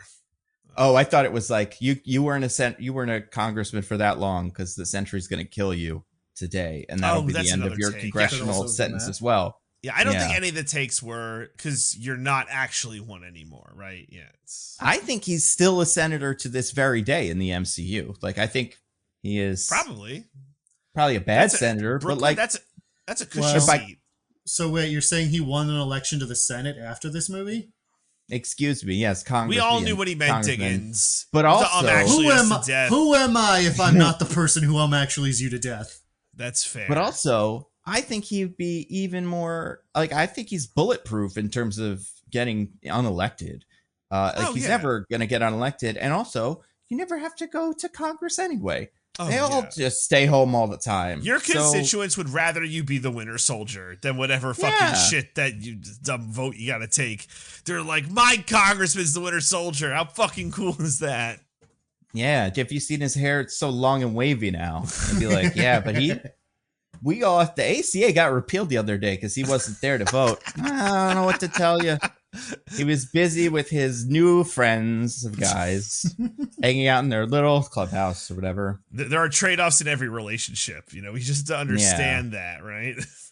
And I think realistically, if you're someone in his district, you're like, he probably isn't going to be good at this job, though. Like, you want him to be there probably because he was running against someone worse. But, like, he doesn't seem to have the skill set for this. He doesn't even read the packet. So, as long as he sends in his votes, he doesn't need to be at. Now, let's be clear here. As a congressman, he would have guys to read that packet for him. And that's tell true. Him what He would have guys. Yeah, that's true. Yeah. He had a whole fucking staff. He should have a staff. Yeah. That's true. That'd be cool if we saw them. If they were all also like reformed assassins or something. Just Bucky's like, I'll call the guys. It's just a bunch of fucking ninjas in like little page outfits. It's all the old men he apologizes to for killing their sons or whatever. That's true. He's a great guy. Oh yeah. But yeah, somehow they travel from wherever they are, which I'm going to say, again, guessing it's like Arizona or Utah or something, to New York City via not like a plane or teleporting, just like a van. And they're like, this is a big deal. We got to get there as quickly as possible because Val might do the thing. It just, I don't know, get a plane ticket or something. But I guess they can't get plane tickets because one of them's Ghost. And like, they're in a big... Yeah, slightly more difficult. Yeah. Yeah. That's why Bucky having just a motorcycle, like he should have a jet, right? Remember that senator or congressman, whoever it was, that would like charter planes from like Pennsylvania to DC? Got in a lot of trouble for it. John they Fetterman? were like, that's too short. No, it wasn't Fetterman. He would love to. But no, it's somebody else. I can't remember who. But like, yeah, Bucky should steal Air Force One or something. I don't know. Like that movie. Like that movie, Air Force One. Yeah. He'd be pretty good at that. He'd be way too good at that. Kill all the guys, the movie would be over. Also, he doesn't have a wife and kid, so he can't get fucked over by Gary Oldman. They have no leverage. Kill them all, I don't care. I'm the only Winter Soldier here. And then when they're done with that, I'll cut all your heads off with this big door or something. But yeah, so they travel, they have a little road trip. What'd you guys think of the road trip? It's cute. It's in the trailers. That's mostly a nitpick, but you know, what are you gonna do? Yeah. I liked it. I liked the bit where John Walker was like, I got a cool hat, right? And the girls were like, it's okay, I guess. Yeah, like we don't mind it that much, I guess. Yeah. And then they were like, and I got these things. These things are like little electricity things. I feel like that's a conversation that these guys all must have all the time. Whenever you meet a new guy, you're like, this is my bow and arrow, and I can do this and this and this. I got a zip line if we need it. So that was handy. But I do think it's fun that, spoiler for the end of the movie, he has a different hat at the end of the movie. Is he living in hell? You know, he liked his hat, and now he has to wear a stupid beret. That's true. The beret does not look great. That helmet looks uncomfortable as shit, though. Probably, but he thinks it looks cool. He's got a reinforced skull from all that serum. Yeah. Yeah, but also, like, why? Like, he doesn't have a secret identity. No, like, I never saw why Captain America ever had a helmet. Like, he's always been Steve Rogers, right? I don't think that was publicly known when the character was created. Okay, well, like in the MCU, at this point, not in the MCU. It's because he stole the little helmet to do his mission, and then when they made the character based on him, he had a hat on, and they were like, "We'll give him a little hat." Right? That's kind of what it is. Something like that, yeah. It's got to have the big stupid A on it, and the wings. I know we need the big stupid A, yeah, always. But I think with him, the beret, it's gonna come off immediately. Like, oh yeah, that's just for press. Bobby pin the shit out of that. Yeah, it's gone. It's for ceremonies, press photos. Although I think, I can't remember. Well, I mean, we'll get to it at the end, but I don't think he's wearing the beret in any of the things. No, I don't think so either. Because I guess the beret's after. Well, all right, we'll get to it. But. Yeah, I think that day they went to like hair and makeup and costuming and got a lot of, and I mean like in universe, because everybody's got a perm and shit, and he's got his little beret, nice and clipped. But yeah, they go to New York. They crash the building into the thing into the building, and then they fight all the guys. And Val is like, "Hi, you guys, come on up." Oh, okay, I forgot this too. Val has met with Sentry or Bob, and she's like, "Hey, Bob, I know about all your bad stuff. I am cool, and you should trust me. I have a big white streak in my hair, like good guys." And she's like, "Yeah, say so." I did see an interview with her where Jimmy Kimmel was talking to her, and he was like, "It's funny, you look like Tulsi Gabbard." And she's like, "I'm sorry about that. We didn't know when we made the character that she would be this." But yeah, so we see that he gives her the trauma handshake or whatever, and her dad was executed as part of some sort of, resistance military thing. Is this always her backstory, by the way? Is that always the deal? Well, her backstory is all fuggy because she's secretly all the stuff. So, like, I feel like her backstory. Isn't she Hydra at some point? Yeah, it's like a big lie, and then it turns out she's not even that. She's secretly Leviathan, the other organization that's above Hydra. It's dumb, but I'm pretty sure at one point you find out that all of her backstory is like something that they wrote to trick Nick Fury or something. So, I don't know. But she's not that bad. She's actually, if anything, the victim here. So we should be nicer to her because they shot her dad because she told them where dad was. Yeah, that's right. But yeah, Bob has a whole bunch of guys that are like making stuff, doing stuff in the Avengers Tower. They give him a little funny, I don't know what you would call this, like 70s little room, all kinds of ambient lighting and stuff. Looks great. But then the Thunderbolts get here. And they're like, "Hey, Val, get fucked." They don't say that. But what's her name says eat shit, which is about as close as you get. At one point, she makes fun of what's his name, Walker, and he goes to his classic move of executing the person. But then he has to. He's like, "Don't do it." We understand. Yeah. Sometimes you just have a move, right? Everything's a nail when you're a hammer.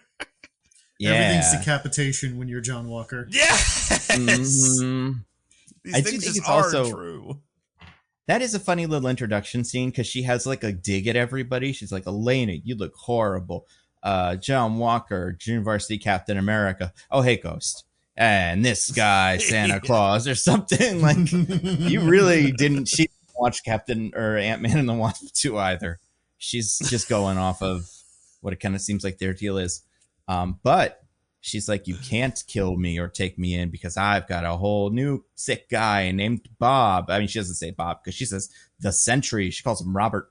And then Lewis Pullman walks down in a big gold and blue outfit with a big S on his, not his tummy, on his like waist. Yeah, and now he has blonde hair and it's all back. And he's like, "Hey guys, I'm God. I can do everything and fuck everything up. So cool." And they all try to kill him, do really bad job. But I like that they all try, and I like that he doesn't try to kill them that much. Just mostly throws them into stuff. It's pretty good. In fact, the one person he throws out of the building, he then pulls back into the building. Yeah, I was like, is that for the trailer Sentry or something? Because you put that bit where he falls out of the building in the trailer. You didn't put the other bit. He's not a bad guy. That's what everyone needs to understand. Guy. He's misunderstood. Yeah. He but also I think this is cool. They get into this a little bit in this scene. His superpowers are just whatever, Yeah. He can do. He's not like, he gets kind of compared to Superman because he is clearly a Superman knockoff type, but he can melt your gun by thinking about it, and he can create a force field and shit around himself, and rewrite reality. But sometimes maybe there's consequences. It is such a fun fight scene, I think, because of the asymmetry. Like, we haven't seen anything like this in a while. Even I'm trying to think, like, Avengers pre-Endgame, like, maybe, like, the Vision against Thanos, but even he puts up kind of a fight. Like, these guys have nothing on the Sentry. They have less than nothing on the Sentry. And, like, it's honestly fun. It's like that scene where Thanos shows up with all the Infinity Stones and everybody tries to fight him, and then he just throws the uses it to like throw them into the mountain or something. Oh yeah, that's a pretty good one. Yeah, it's a good example. Like, it's like that imaginary, like that dream we all have, I assume. And by dream, I mean like a dream that would be like a goal where you beat up a bunch of children, like that episode of Always Sunny where you're just kicking them into next week. And it's like, I'm an adult. You can't touch me. You're the gorilla. The dream. I was going to say the dream we'll have of being the gorilla fighting the 100 men. Yeah. Except we're going to do it. Exactly. I win. If I was the gorilla, it would go differently. I would strategize. So just to be clear, for the Nando power rankings, because we know people keep track of this. Right. Nando, if you were a gorilla, you believe you could defeat 100 men? With my like actual intelligence of now, not like with gorilla intelligence. Yeah, or whatever. Your mind in a gorilla body. Sure. Absolutely. Because I'd pick up something or whatever and swing it at them, and then they'd be fucked. Like, I don't think a real gorilla would do that. But like, if I could pick up like a big log, I could just lop off so many guys, heads. And I'm always impressed by your confidence in this one. I really never ceases. I think this is easier than we're giving them credit for. I think I think we know that gorillas are dumb, and we're like that. It's a power kind of. Can we outpower him? But if the gorilla was smart, over, game over. Also, someone asked this in the chat, and I did want to bring this up. I guess we'll talk about it later. But instead of "Is it woke anymore?" we should ask, "Could Joey? How would Joey do in this movie?" Because I don't know if you guys have noticed, but we have talked about Joey most of the episodes recently. Yeah, for the keeps most coming part. up. Yeah, but I think Joey would arises. I think Joey would do okay in this movie. I think Joey would do great because I think his simple-hearted kindness would really resonate with Bob, and they would like bond. Ooh, yeah, and like that would lead to, the Sentry never becoming a problem at all because he'd be like, "This is my best friend Joey, who's always been kind to me." I do worry Joey might say something stupid to blow it, though. Like, that would be in true Joey fashion. Like, he would befriend Sentry, but then he would, like, say something to, like, turn him into full void. Like, hey, so tell me about your mom. And then he would just, like, go, oh, no. Maybe he would try to hook him up with Gina or something, and Gina would be like, this guy sucks. He's not even cool. And then, what a piece of shit. Yeah, I thought you said he was handsome. She'd like him because he is handsome, and like her standards are quite low without that. But yeah, I don't know. We don't really know too much about what he likes besides not being Sentry and meth. I don't know what he would bond that was so good. Over with the group on, but maybe something. But then the Sentry's like, I don't want to kill them, and they're like, we don't want to get killed by the Sentry. He beats them all up. So then they run away. That's nice of them. They just go in the elevator and they like scamper. But then the Sentry is like, hey, I don't like you. What's your name? You're mean to me. And also, I don't have to do what you say to Val. And Val's like, oh, man. I don't remember exactly what her words are, but I do think she has one line that's like, you forgot that you're supposed to be nice to him? This has been like a minute of this. Like she's like, you'll do what I say, you stupid piece of shit. Come on, man. You were doing the like, I'm a nice mommy thing before with a little shawl and like a nice pendant, but gave up on that real quick. I mean, that's what these types always do, right? Yeah. Like they always forget that they're supposed to be nice because they're fundamentally not nice people. Mm-hmm. And then she says like, she's already described him as a god with all the powers of all of the Avengers rolled into one. And he says, well, if I'm all the Avengers rolled into one, each Avengers team has at least one god on it. So I'm like a god and I could kill all of you. Back. Yeah. They usually have at least one god, sometimes like 2, 3, depending on what you consider Scarlet Witch. There's some godly types in there. So then he, and I was expecting, rips her head off, but then he doesn't. But like I was like, that's how you get Julia Louis-Dreyfus to do one of these. Yeah, you promise you'll rip her head off at the end. He doesn't have to do any more. But I mean, to be fair, they've gotten her to do several of these at this point. Yeah, she seems down. So then, but it turns out, and I kind of forgot about this, they have like a kill switch they built into him. Geraldine Viswanathan brings it and activates it right before Sentry is about to kill her, and then he kind of falls over on the floor and dies. I like that. Like, she is Selena Meyer is like a mastermind or whatever, what they're going for with Val. But at the same time, she's always so far behind whatever the plan is that it's like at this point, she has just killed the Sentry. They have no, Avengers they're going to announce, and all the heroes are just going to walk out into the street and explain everything you did to the press that you called. And she's just like, fuck, man, I don't even know what I'm going to do. And I like that. I like that she doesn't pretend this was all part of the plan. Yeah. But then, first, then they go downstairs and they get sad about all their stuff. They're like, we suck. And Geraldine Viswanathan is like, you got to give me a raise. And Valentina's like, yeah, okay. Yeah, that would be nice of her. Seems to have money. I don't know if she got Julia Louis-Dreyfus money. She's got some money. She's got that Ox money. What was I going to say? Oh, yeah, this is where we get the bit where they all talk about how depressed they are and stuff. Where Yelena, like, really lets them all have it. Just calls them all huge pieces of shit. Yeah. Which I like a lot. Do you want to talk about the one thing that she says to the one that you thought was funny, extra Walker? Good? Well, yeah. Yeah, the one... She's, like, telling off everybody, saying how much they suck. And then John Walker is like, what, am I next? And she's like, no, you already know you're an asshole, and so does your family. I love that. Fucking it's like, wait, holy I shit. couldn't remember.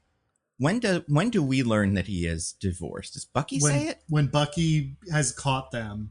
Yeah, because John Walker's like, I know you, Bucky. And he's like, yeah, and I know you too. You made your choices. I know your wife left you, but you're still a piece of shit.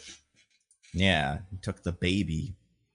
And he was, did she take the phone? No. So he was A-okay. Or he was concerned. You gotta learn him. My bookmark of that one article about how I am fallen soldier. I'll live. I would just like to briefly positively compare this scene to the similar one in the Marvels where they all have their breakdown moment and they all fight, where they're like, they like snap a little. They're like, what you're doing right now is not 100% helpful. Oh my goodness. I'm so sorry I said that. I just have a lot of trauma. We should still be friends. Oh, they did. That's good that they mentioned that. Is the Marvel's version of that. Whereas this one is, Yelena telling John Walker that his family hates him. Yeah. Pretty good. Pretty good. Pretty good. And then she walks away and Alexei says that he loves her. And then also she gives her big speech that's like hey, this isn't going to get nominated for an Oscar, but if it was, this would be the clip they would pull. I'll be honest with you. I don't know about you guys. This one got me a little.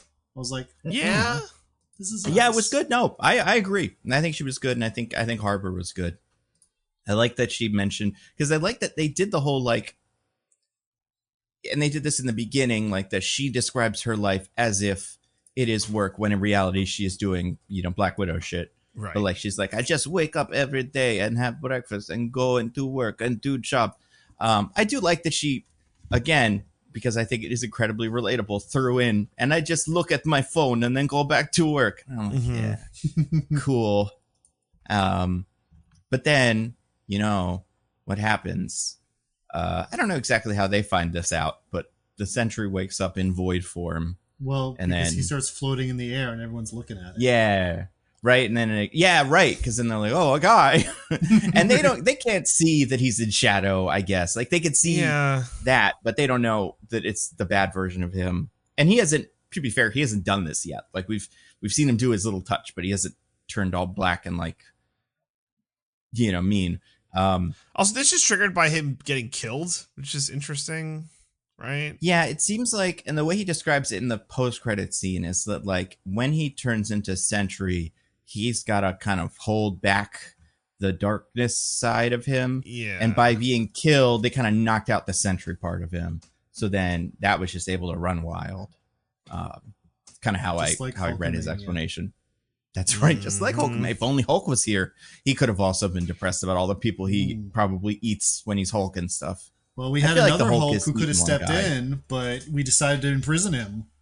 And that's true. And then there's the woke Hulk, and then she's in a different place, even though she was probably pretty close to where they were in the middle of the movie. So could have grabbed her as well. But then he's like, I don't know, what are we calling this? Smushing everybody? Is there a verb for what he does to people? Because we've used so many of these to describe how a lot of other things like this have happened. Like shadowing them, obliterating. Yeah. Hiroshima-ing. Hiroshima-ing. Yeah, that's one. You ever seen the shadows that are like left on the walls by the nuclear blast? Yeah. Don't love that. I mean, I feel like they probably, I don't know. They probably thought about it and were like, I did think this looked pretty cool when he just suddenly. It does look cool. Also, you know what? they put it in the trailer. Shouldn't have done that. This was in the Super Bowl trailer too, which was like 3 months ago. It's crazy how many. The first trailer for this movie was 3 minutes long and came out 8 months ago. Like, they have been showing off this movie so much. Yeah. But yeah, I think this part. I think I would be more like, or is it worse if they all come back to life at the end? Is that like a worse version of it? Because it's like, see, the power of friendship brought everybody back to life. Not like in the actual thing that this was in the real world. You know what I mean? Well, then they did all come back to life. That's like the thing. No, I know. But I'm saying like people that are like this, it's weird that they use the parallel to the real world thing. Is it better or worse that in the end of the movie, it doesn't really count? Like they all get better. Or is that like, is it weird? Cause it's like, you know, that's I don't know. People sound off in the comments or whatever. But then, I don't know if Yelena like kind of figures out. She knows that like he does the weird touch. Nando, and they do some classic hero saving civilians stuff like the Avengers did right. in that Avengers movie. That's right. They're so fun. It's because they knew the internet would get mad if they didn't, and it's great because they all save everybody. They should have had him stand in a circle and like go. They should have done that, and then they should have had the Hulk show up, and he could have tapped on Red Guardian and be like, "You don't have to be here," and then Hawkeye could show up, tapped on Ghost. Then we just do an Avengers movie. That'd be pretty cool. Loki could be the Void instead. Well, Nando, don't get too ahead of yourself. Oh, maybe, but then they do big. They save everybody. Also, the people of New York still fucking standing around and clapping and cheering. Jesus Christ. Yeah. The building is falling apart above you. Like, yeah. Also, these guys don't seem like they could catch the building. Like, if this was Superman, I'd be like, all right, as long as Superman's here, we're probably good. But these guys can maybe save some of you. Also, at one point, they catch a big rock. There's like not just a rock, but like a big piece of like wall, big solid piece of concrete. It's going to crush some guys. And Walker or somebody gets under it, somebody with super strength, and a couple other people get under it, and they manage to push it all the way up. They do good and job. Then they just flop it over the other way, and I'm like, good luck, there's nobody back there. I figured you just let it down slowly, the side that you're on, but whatever. I love that Yelena helps with that, and like she's not even like the last person. Right. It's like Yelena, everyone else here, I mean, Ghost has her suit, which I think gives her some strength, and everyone else has super serum. Like, you can sit this one out. You're not helping. Yeah, there's probably some other people that are getting crushed by debris that need to be told to not stand under it, and or you could just shoot lightning bolts at the Sentry. You know, we haven't really tried that with him in Black, maybe, you know, shadow mode yet. So maybe we're gonna need to start doing that. And and they're in their beloved like heroes because what's his name said that the greatest honor you can have is to be a hero, worshipped by the people. Clap and cheer and praise and stuff. So that's great for him. But then the Sentry just starts eating up everybody in the city. It gets into like Queens and like it really spreads out because they're Midtown. And like you said, he's flattening or shadowing everyone. And then Yelena's like, I can go into the shadows, and she does. And then everybody's like, oh my God, she died. Yeah, but then it turns out she's in her memories from before where she like killed a girl or like where we see the MCU's first on-screen child murder. I mean can't be. They pan. Well, I was gonna say they pan away at the very end. I think we see the child murder. No, we see a man point a gun at a child, and then we cut away, and there's a gunshot. Like, yeah, that's going pretty far. Yeah, it's pretty bad. I think I can think of one, but I don't remember which one. But I bet a child has been murdered. It was so convincing to find one. Nando's next video documenting every instance of child murder in the MCU. Beast. Way downer from the president's one. Yeah, but important as well because did the Hulk eat any kids in the new one? Did General Ross pick up any kids and eat them? I don't think he on-screen kills anybody. No, he does it heroically because everybody right before they throw a big thing into the helicopter. What's her name's like, the drone helicopters, they're gonna get destroyed. Yeah. So, there's no one inside them, luckily. He wanted to kill so many people, but they just would not let him. It's bullshit, personally. But anyway, so then they go and they have a big bit where everybody goes through their, like, first Yelena goes through a couple of her memories. None of them involve her sister dying, which I thought was interesting. Did either of you guys think we were going to get a ScarJo or something like that? It didn't really cross my mind, to be honest. Yeah, me neither. Yeah. I guess it only came up for me because it seemed like that was the new thing, right? Like her and Alexei were yelling just before about like, I haven't seen you since Natasha died or something. And I'm like, oh, okay. So this is like a fresh wound that maybe we'll have to deal with, but I guess not. They go to Bob, but she manages to go to Bob by like jumping into mirrors. She also tries to get herself drunk in the shadow realm, which is interesting because one of hers is just her being on the bathtub, or being on the floor, laying on the bathtub. Yeah, like passed out, drunk. Possibly another instance of that theme that they won't say by name. But also, then she goes into Bob's dream because she's like kind of looking in like mirrors or something. She's like, oh, that's how I can get to yours. So then, and the whole time she's been yelling like, Bob, stop or whatever. But then she finds him and he's sitting in his attic and he's like, hey, the attic is nice, except for all the abuse downstairs, but I don't have to deal with that.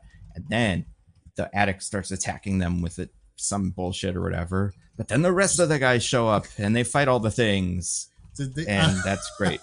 Joke I loved in this scene because like the attic is attacking them just by just like all the objects in the attic are flying around and like smacking into them, throwing them against the walls. And so when everyone else comes in, Alexei goes in and just like tears a tiny pillow in half, and he's like, "Evil pillow." Yeah, part of me honestly like thinking about it again. I wish he didn't say anything, and you went back on your third watch and go, he got the pillow. Like, that's weird. Yeah, but I guess he wanted something close, and that was what was there. So good for him. But yeah, he does so then they all go through all of his trauma, which includes the parent stuff. Chicken jockey. We do a little chicken jockey in this one. Yeah, everybody in your theater get up and scream. Stand up and yell chicken jockey? No, not enough. Meth chicken is not as catchy as chicken jockey, apparently, but it should be. You guys made fun of me, but did you see they're making a Minecraft like sing-along edition? I did. Oh no, I think that's a good enough idea.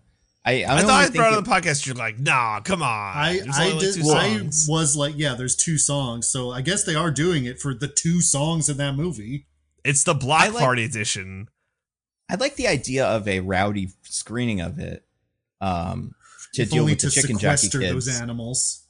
Exactly, but the problem is then they'll all just be like that because they'll be like, we can do this, and I don't know. That's sucks.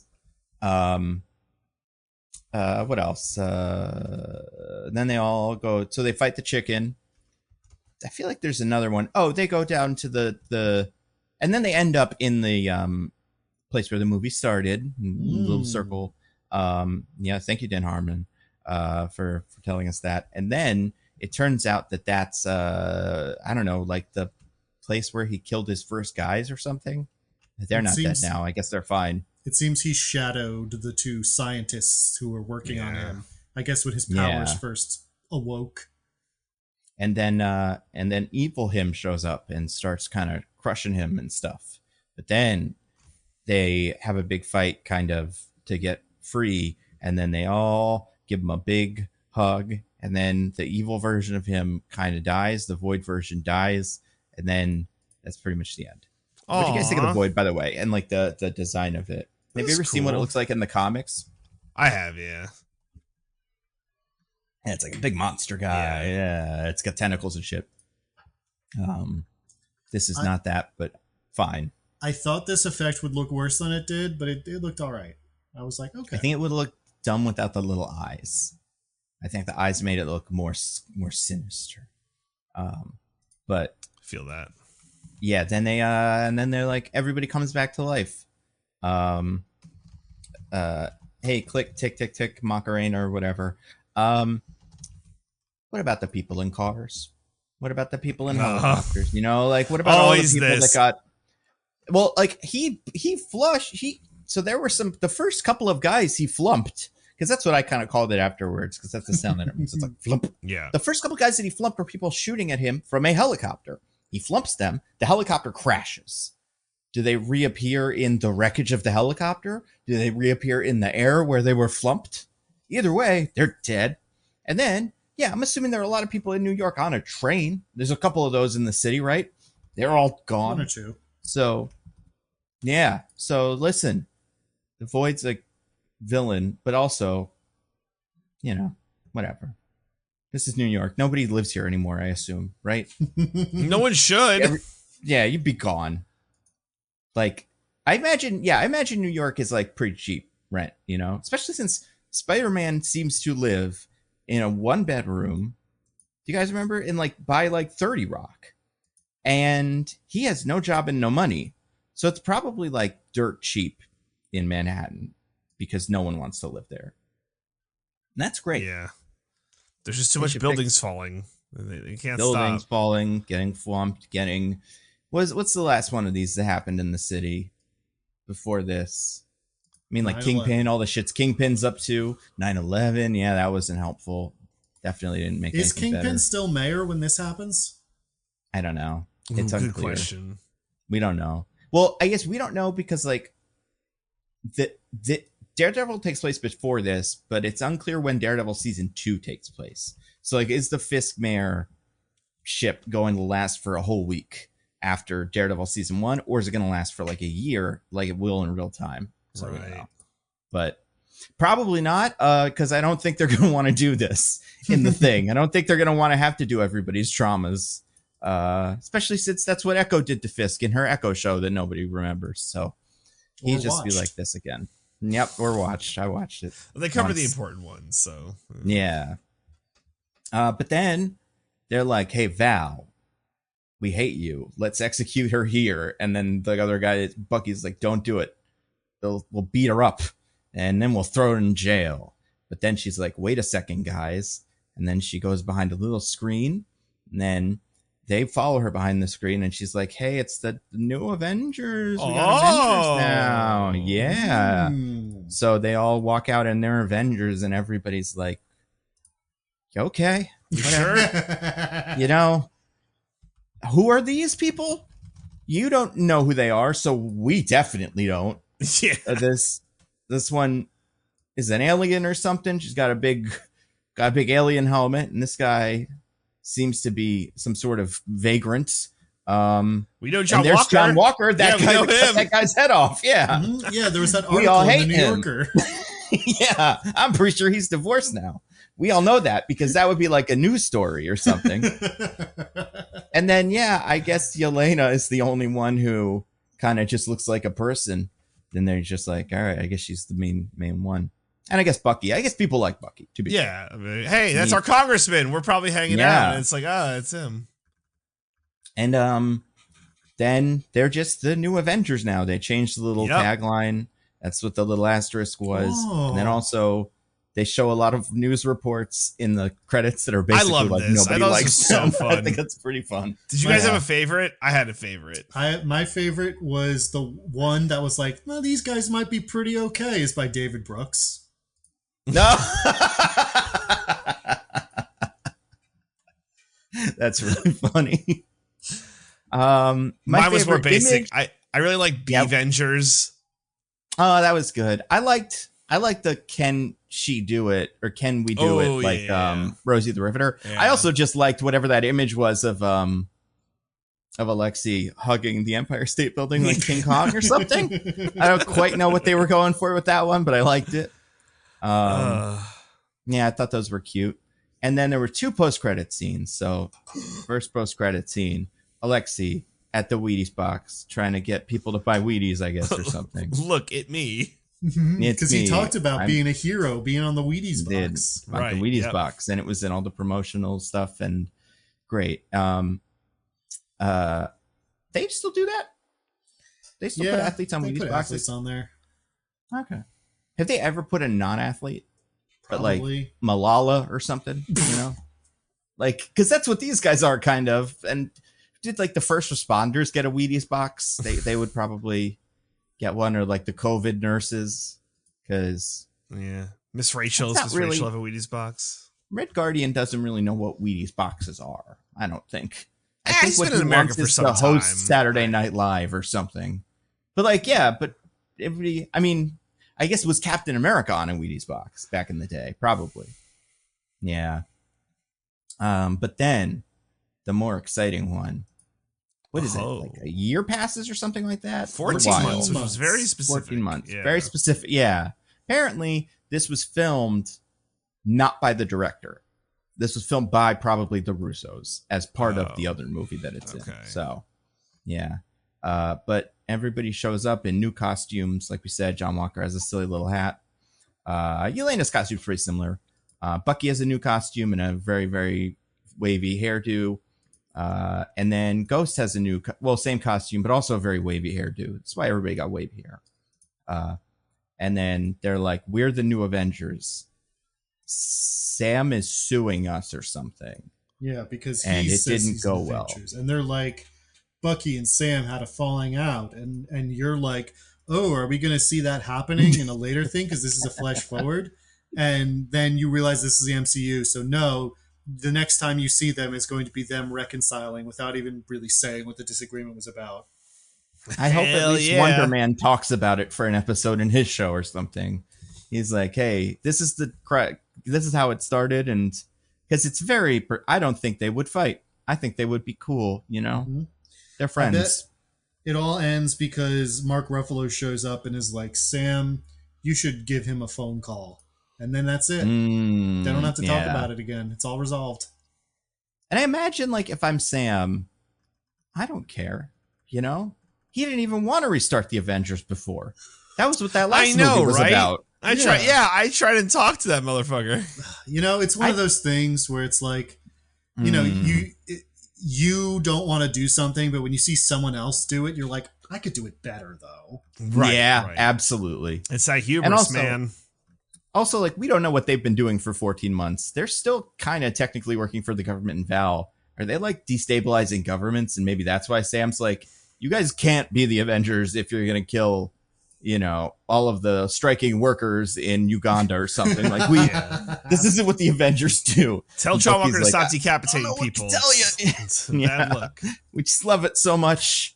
And then Red Guardian shows up with his new, I don't know, tracksuit full of logos and brands. Tracksuit. He looked like a Dun King. He did, yeah. He's like a Rizzler. Are those brands actually sponsoring him, or did he just guess? Yeah, right. Because it doesn't seem like that's an agreed upon thing. So, and why did he make it, but then make it with the word New Avengers and then the Z on it? Why not make it with the Z?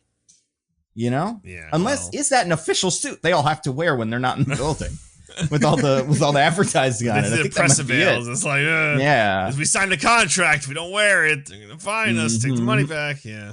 Yeah, like there's another office somewhere where they're all just doing TikTok dances in the little outfits, and like that's most of their day. Maybe that's why Sam's like, you can't do TikTok dances in your little outfits. That's also not what the Avengers are. This is not a I guess you were never opportunity. technically on the Avengers, Bucky, but it's not this.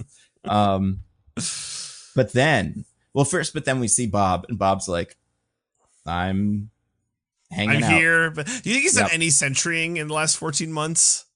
No, probably not. Yeah, probably mostly video games and reading and stuff. Yeah. He seems to just be like their guy who hangs out with them. Which, to be fair, superhero teams used to have. Yeah, and that's true.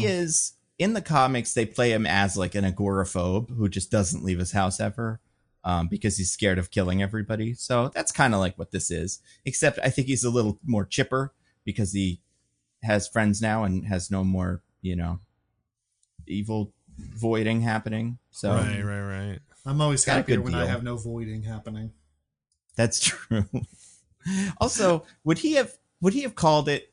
Do they even call it the void? Like Yelena uses the word void a couple times. He uses it first because she's trying to describe what it feels like to have depression, a word they never use. But not the word they never use I was alluding to before. Mm-hmm. And she's like, it's like, and he says void, and she's like, right, a void. And so you take the void and you just push it way down. Smush it down. Yeah, good advice. Oh, great advice. Yeah, all time advice.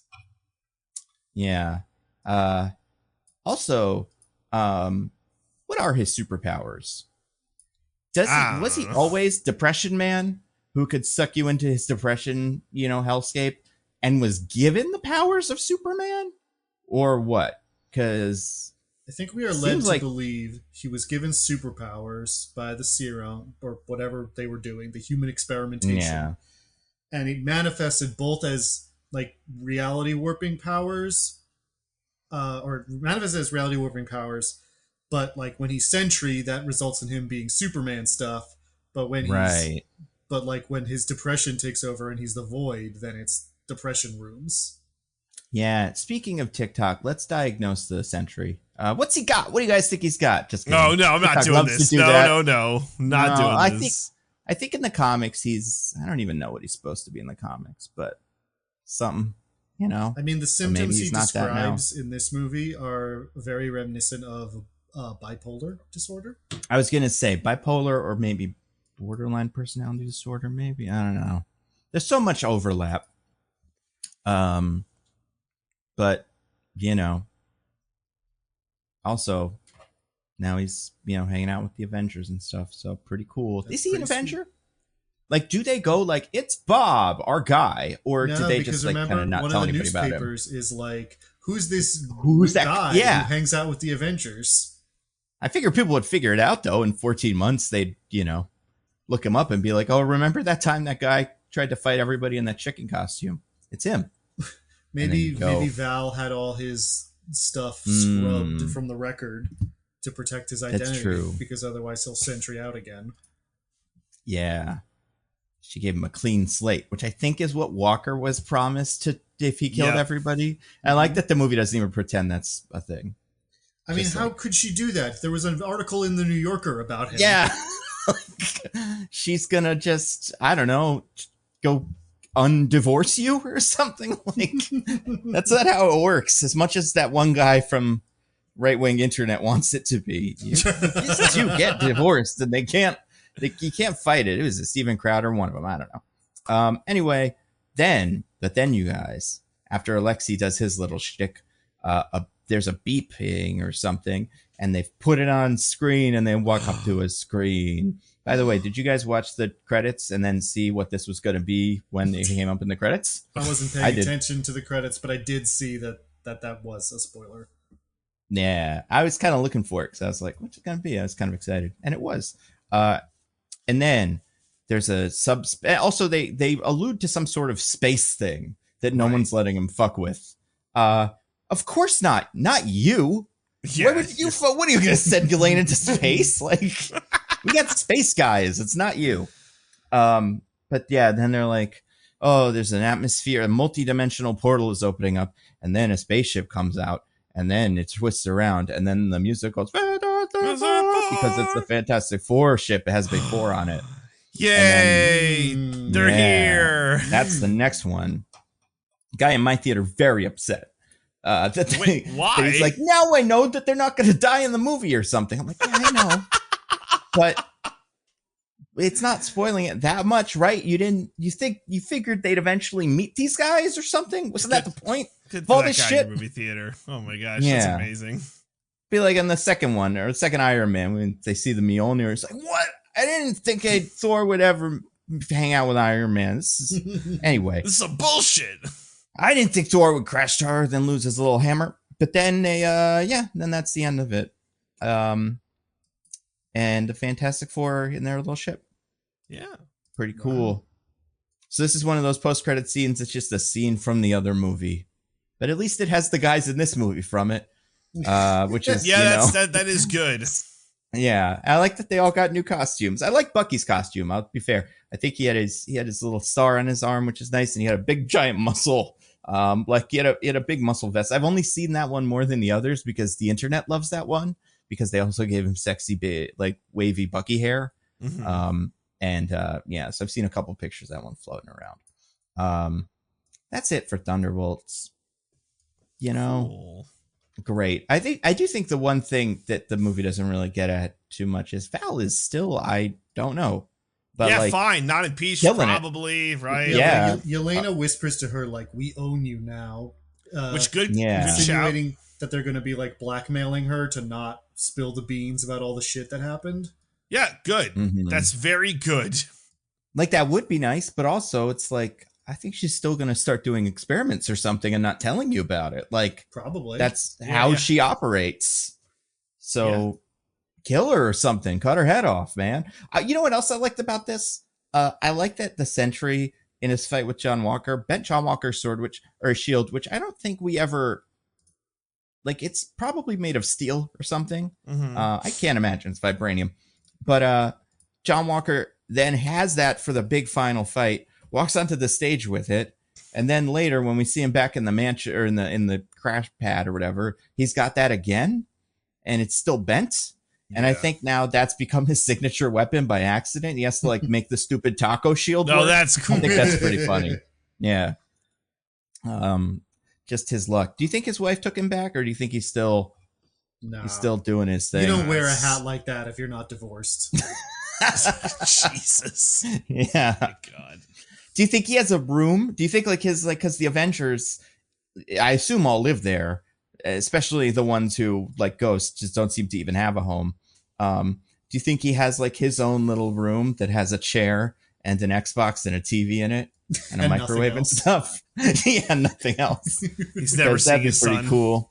Yeah, he should see his son. I don't know. The son is my dad's an Avenger. That's cool, right? Well, as a working man taught us, if you have a history of violence and some kind of mental disorder, then you can be prevented from seeing your child. That's true. That's true. And also we don't really know what these Avengers are. Are these the cop Avengers that are sent to end the campus protests in Columbia, or are they cool? Because I think John Walker's the one you would send for that. Oh boy, I don't think you're wrong, but yeah. Woof. And so maybe that's why. Maybe the wife just doesn't want to get involved. I don't know. But yeah, that's Thunderbolts, you guys. Great movie. Go see it. Yeah, I think it's probably gonna do okay. Fantastic Four. Yeah. What was that? I think it's going to do okay money-wise. I think it's doing pretty well. Yeah. It's probably not going to be like that Captain America movie where everybody sees it and then nobody goes the next week. I feel like it'll probably get more people the next week. You don't think it's going to have the 80% drop off or whatever? No, I don't think so. But we'll find out. Yeah, and then also Fantastic Four 2 months from now, I think. End of July. Yeah. Mm-hmm. So cool. Pretty exciting. And but that's Thunderbolts. Do you guys want to get to a classic segment? No. Oh, okay. I guess we won't. Wait, can we skip it? Do you not have anything? Guys, I've been dreading this the entire pod just because I said I would have something and I've been ready for my vacation. So yeah, my vacation. You probably haven't even played that video game you wrecked last week that you hadn't played when you wrecked it either. Yeah, it's pretty bad. What about have you listened to a good podcast or video or something? I listened to in the background podcast that you like. I gotta say, and I feel like this is the cop rec, and I do this every year, but it's really true. I've been enjoying a lot of basketball. I don't know why I said it like that, but I have enjoying like, and I'm like, well, why haven't I watched anything? It's just I've been watching basketball, and I'm not going to talk about any specific team that I root for. It's just there have been like fun teams to watch. Why not, DJ? Why won't you do that? Because I have a history on this podcast of that bad things happening, so we're just going to avoid that mess altogether. That's fair. But yeah, like, you know, the oh my gosh, like the Wolves have been really fun. The Nuggets have been crazy fun. The Clippers have been really good. That series has been really good. I'm not here to wreck basketball. That's stupid. This is just a poor excuse for why I haven't like watched anything. But the basketball has been good, and the hockey's been not so bad either. But the basketball has been quite good. The hockey has been not so bad. Yeah, we like the hockey. Did the Devils lose 7-2 again? They lost pretty bad, not 7-2 bad, but not fun. Man, this is really bad. We're not watching Cars all the time now. Now we're watching some Monsters Inc. Monsters Inc. That's a good one. That's a good movie. Yeah, that's a good movie. They Pixar did a good job with that one. They did. That was what, like their fourth movie, maybe? That was one of those napkin movies from the original meeting before they decided to make sequels of all. Right, and they went like creatively bankrupt. Yeah, before they started making the movies about the characters, about the movies that the characters watched in the movies and stuff. Before they got bought by Disney, you mean? Mm-hmm. I do mean that. Yeah, I think Monsters Inc. is pre-Disney. But it's getting a whole ride or a whole land in the new Magic Kingdom or one of them. It's crazy. There's that door scene. The renovations they're planning are insane. Yeah, there's that door scene at the end of the movie where they're riding the doors that is just like begging to be a ride. Just keep watching. Well, that ride does exist, I think, but I don't think it's in America. Oh, really? I think it's in Europe. Yeah, there's a Monsters Inc. door ride somewhere. That's cool. Yeah, I watched all the stuff. It's in no, maybe it's not. I could have sworn I had seen something about it existing already, but it might be just have been planned for a while. But yeah. I've been watching all this stuff about Dark Universe. I watched the ride throughs of the Frankenstein castle. Yeah, it's fun. Yeah, the Dark Universe stuff looks sick, one day. But yeah, well, no, I 0 for 2. I should probably. Can I be fired? Can I be fired from the podcast? Because this has been really bad from the recommendation standpoint. Oh, I mean, given our regular level of quality, you have to be much worse than this to get fired from this podcast. That's true. Yeah, that's a really. And good point. you're going on a trip, so you probably read a book or something, or watch a movie on the plane, and you'll have a plane movie to recommend. I'm like, I'll watch Beekeeper again. I'm like looking over my mortgage. I'm like, what if I haven't played? And like, I haven't played shit. So yeah, this is tough. So DJ, if you failed, you failed. It's okay. Yeah. It's sorry, true. Guys. When I look at you, DJ, I don't see all your bad recommendations where you forgot to do recommendations. I see the good recommendations from the past. If anyone's looking for a good, Andor's going on right now. Star Wars. You know what Andor led to? That led to that movie Rogue One, where they got the plans to blow up the Death Star. And what's a game like that? It's called Star Wars Rebellion, where one of you plays as the Empire and one of you plays as the Rebellion. And it's a little cat and mouse game. And if you're the Rebellion, you have to hide from the Empire and blow up the Death Star. And if you're the Empire, you have to crush the Rebellion. It's an asymmetric game because the Empire has more forces than the Rebellion, but the Rebellion is more agile. And it's a fun 2-player game.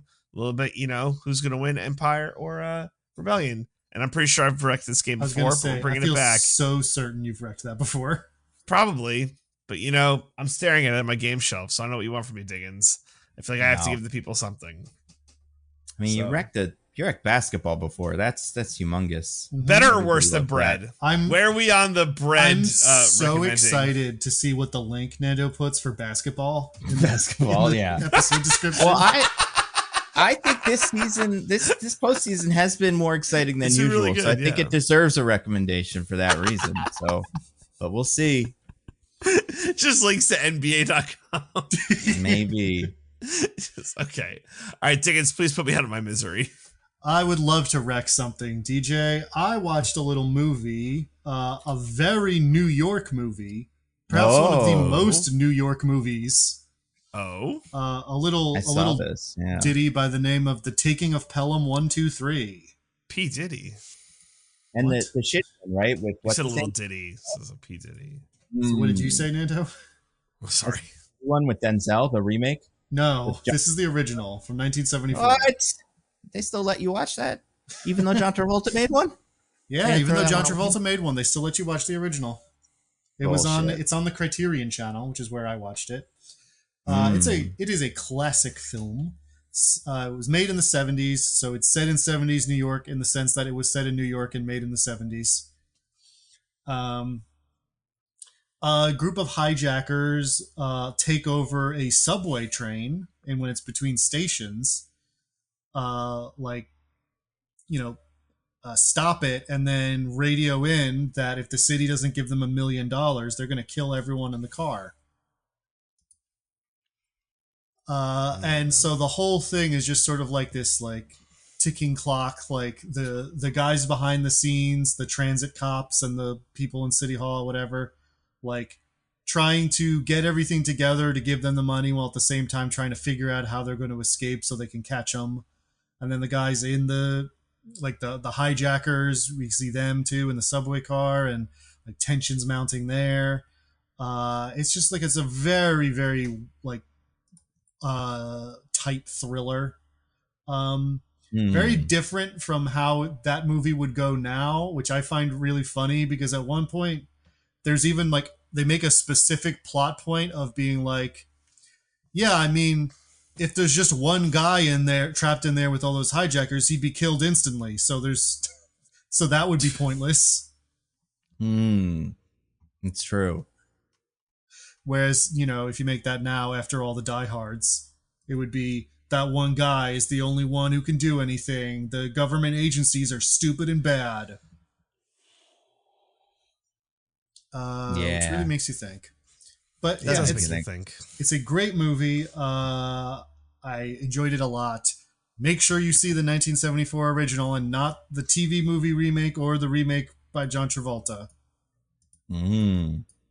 What about you, Nando? Do you have anything to wreck?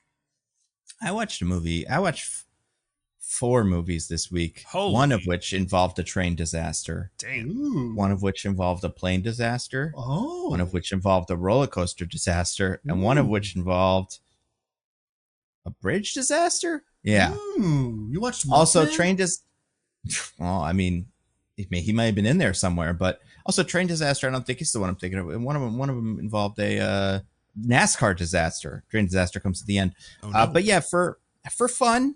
And kind of maybe for video, but mostly for fun. I watched 4 out of the 5 Final Destination movies. I love them. They're so good. And like, they're so funny and dopey, but also like, they really, by the third one and the second one as well. That's the one I didn't watch, was the second one, just because of the order I ended up watching them and it didn't make sense. Because I was like, I had to remember if one specific thing happened in 3 or 4. So I watched 3 and then I was like, well, let's watch 4. I would say my main thing that I came out of this thinking is 3 is the best, 100%. DJ, do you know who's the star of 3? I do not. The only one of these that actually features a movie star as the star, Mary Elizabeth Winstead, is the main character of the third one. So she's good. There's other like stars scattered throughout the franchise. Sean William Scott's in the first one. David Koechner's in the last one. But like, that's the only time when the main character was like a full-on star. And then, but the fifth one, the one that I'd never seen, which I don't even know, I think it is called Final Destination 5. It's the one that starts with the bridge crash. It's great, like really, really funny. And I still think 3 is the best and the tightest, although 2 is also good. But I think 5, like, perhaps just because it's the last one, so they had really worked out the rhythm and like the humor of it. Very entertaining. Some really funny deaths. For people that don't know, Final Destination movies are about people that cheat death, usually by some premonition or something, usually deja vu. and a bad feeling. Turns out everybody on the plane's going to die, but then they get off the plane. But then for the rest of the movie, death hunts them down. So there's a new one of these coming out in a couple of weeks.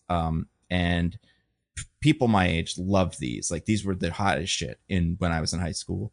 Yeah, it's just a bunch of little Rube Goldberg machines where a guy's in a room and then he walks by a thing and the thing's electrocuted and you're like, ooh, what is that? And then he jumps over it by accident, so he's fine.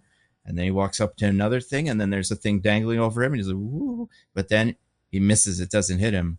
But then 5 minutes later, all those things together kill him. It's great. So yeah, it sells itself as a horror movie, but it is not scary. And I also don't think the gore is that bad because it's so over the top. It really is just like a bunch of really kooky coincidences where people die. And also some of the shittiest 2000s kids you've ever seen, because they have to make these characters nice. Really loathsome, at least the early ones, so that we want to see them get eaten up by the wood chipper or whatever. And like, there's a guy in the third one who has a video camera he brings onto the roller coaster, which means it's like a handheld camera. He brings it specifically so that he can get footage of the two hot girls in front of him. And he yells at them on the roller coaster, like, show me your titties, to these women that are not involved in him. And also in a roller coaster where that would be hard. You'd have to turn around somehow, you know, like the chairs are very big. They make it so you can't get out of those, you know, otherwise you'd fly out, which, you know, that may happen. But yeah, like, so really, really funny haircuts and funny characters in those. So yeah, I don't know if I'd recommend them to everybody. They're definitely not, you know, they're an acquired taste, but I have a good feeling about the new one. And yeah, the fifth one I would say is the one that really surprised me. So yeah, they're quite fun. Nice. What are we doing next week? DJ, you're going to be on vacation probably. Depending on when we record it. Well, actually, I don't know. There's no way to but know. I don't think there's not a new movie next week. No, because we already did the movie that came out this week just now. Right. So is there anything we want to get ready for? Like something that's coming up? I don't know. When does the Now You See Me movie come out? Because we might have like a kind of packed dance card leading up to it. So it might be smart to do them. Is this, they actually called this one Now You See Me, Now You Don't. They did. Yeah. Mm-hmm. They did the right thing. Well, I think the right thing would have been to do that for number 2, November. And then this one to be Now You Three Me. That's right. Yeah. But so not till November. I'm not worried. What's May 2025 movies? I do think there's something else coming. Oh, there's Mission Impossible. You know, we could do like an old one of those. Yeah. We could also do Andor, like we did Andor originally. Oh, but it's not all out. It won't be all be out by then. No, but it'll be out pretty, next week. That's more of like a thing to do in the near future. But yeah, I don't know. Because it's weird because June 2025 doesn't have a lot of movies. Then July has a bazillion of them. That's where all the superheroes are. So Mission Impossible, Fantastic Four. Yeah. Oh, I guess June has Superman. Oh, and the How to Train Your Dragon movie. Boo. Oh, and Lilo and Stitches this month too. Excited for that, DJ? That would be exciting. Yeah, it should be good. That'll be good.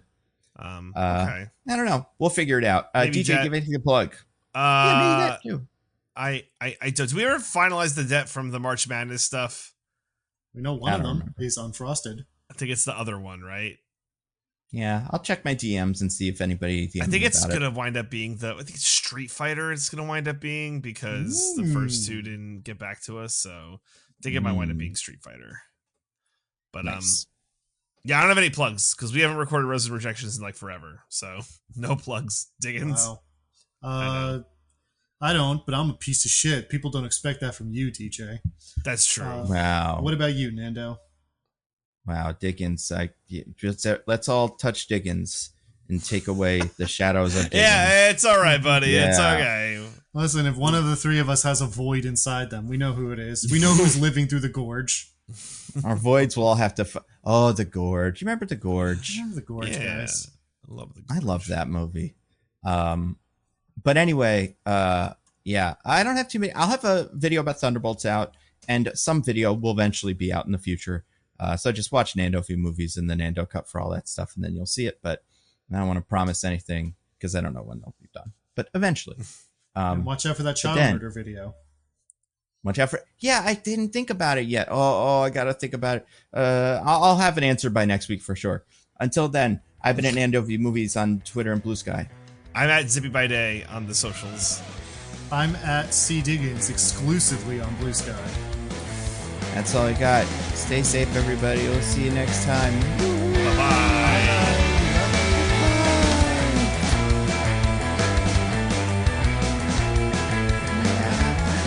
Anybody killed any kids in that? Oh, the Punisher's family. But that's not in the right? MCU. Well, I guess it's technically in the MCU. It is now, yeah.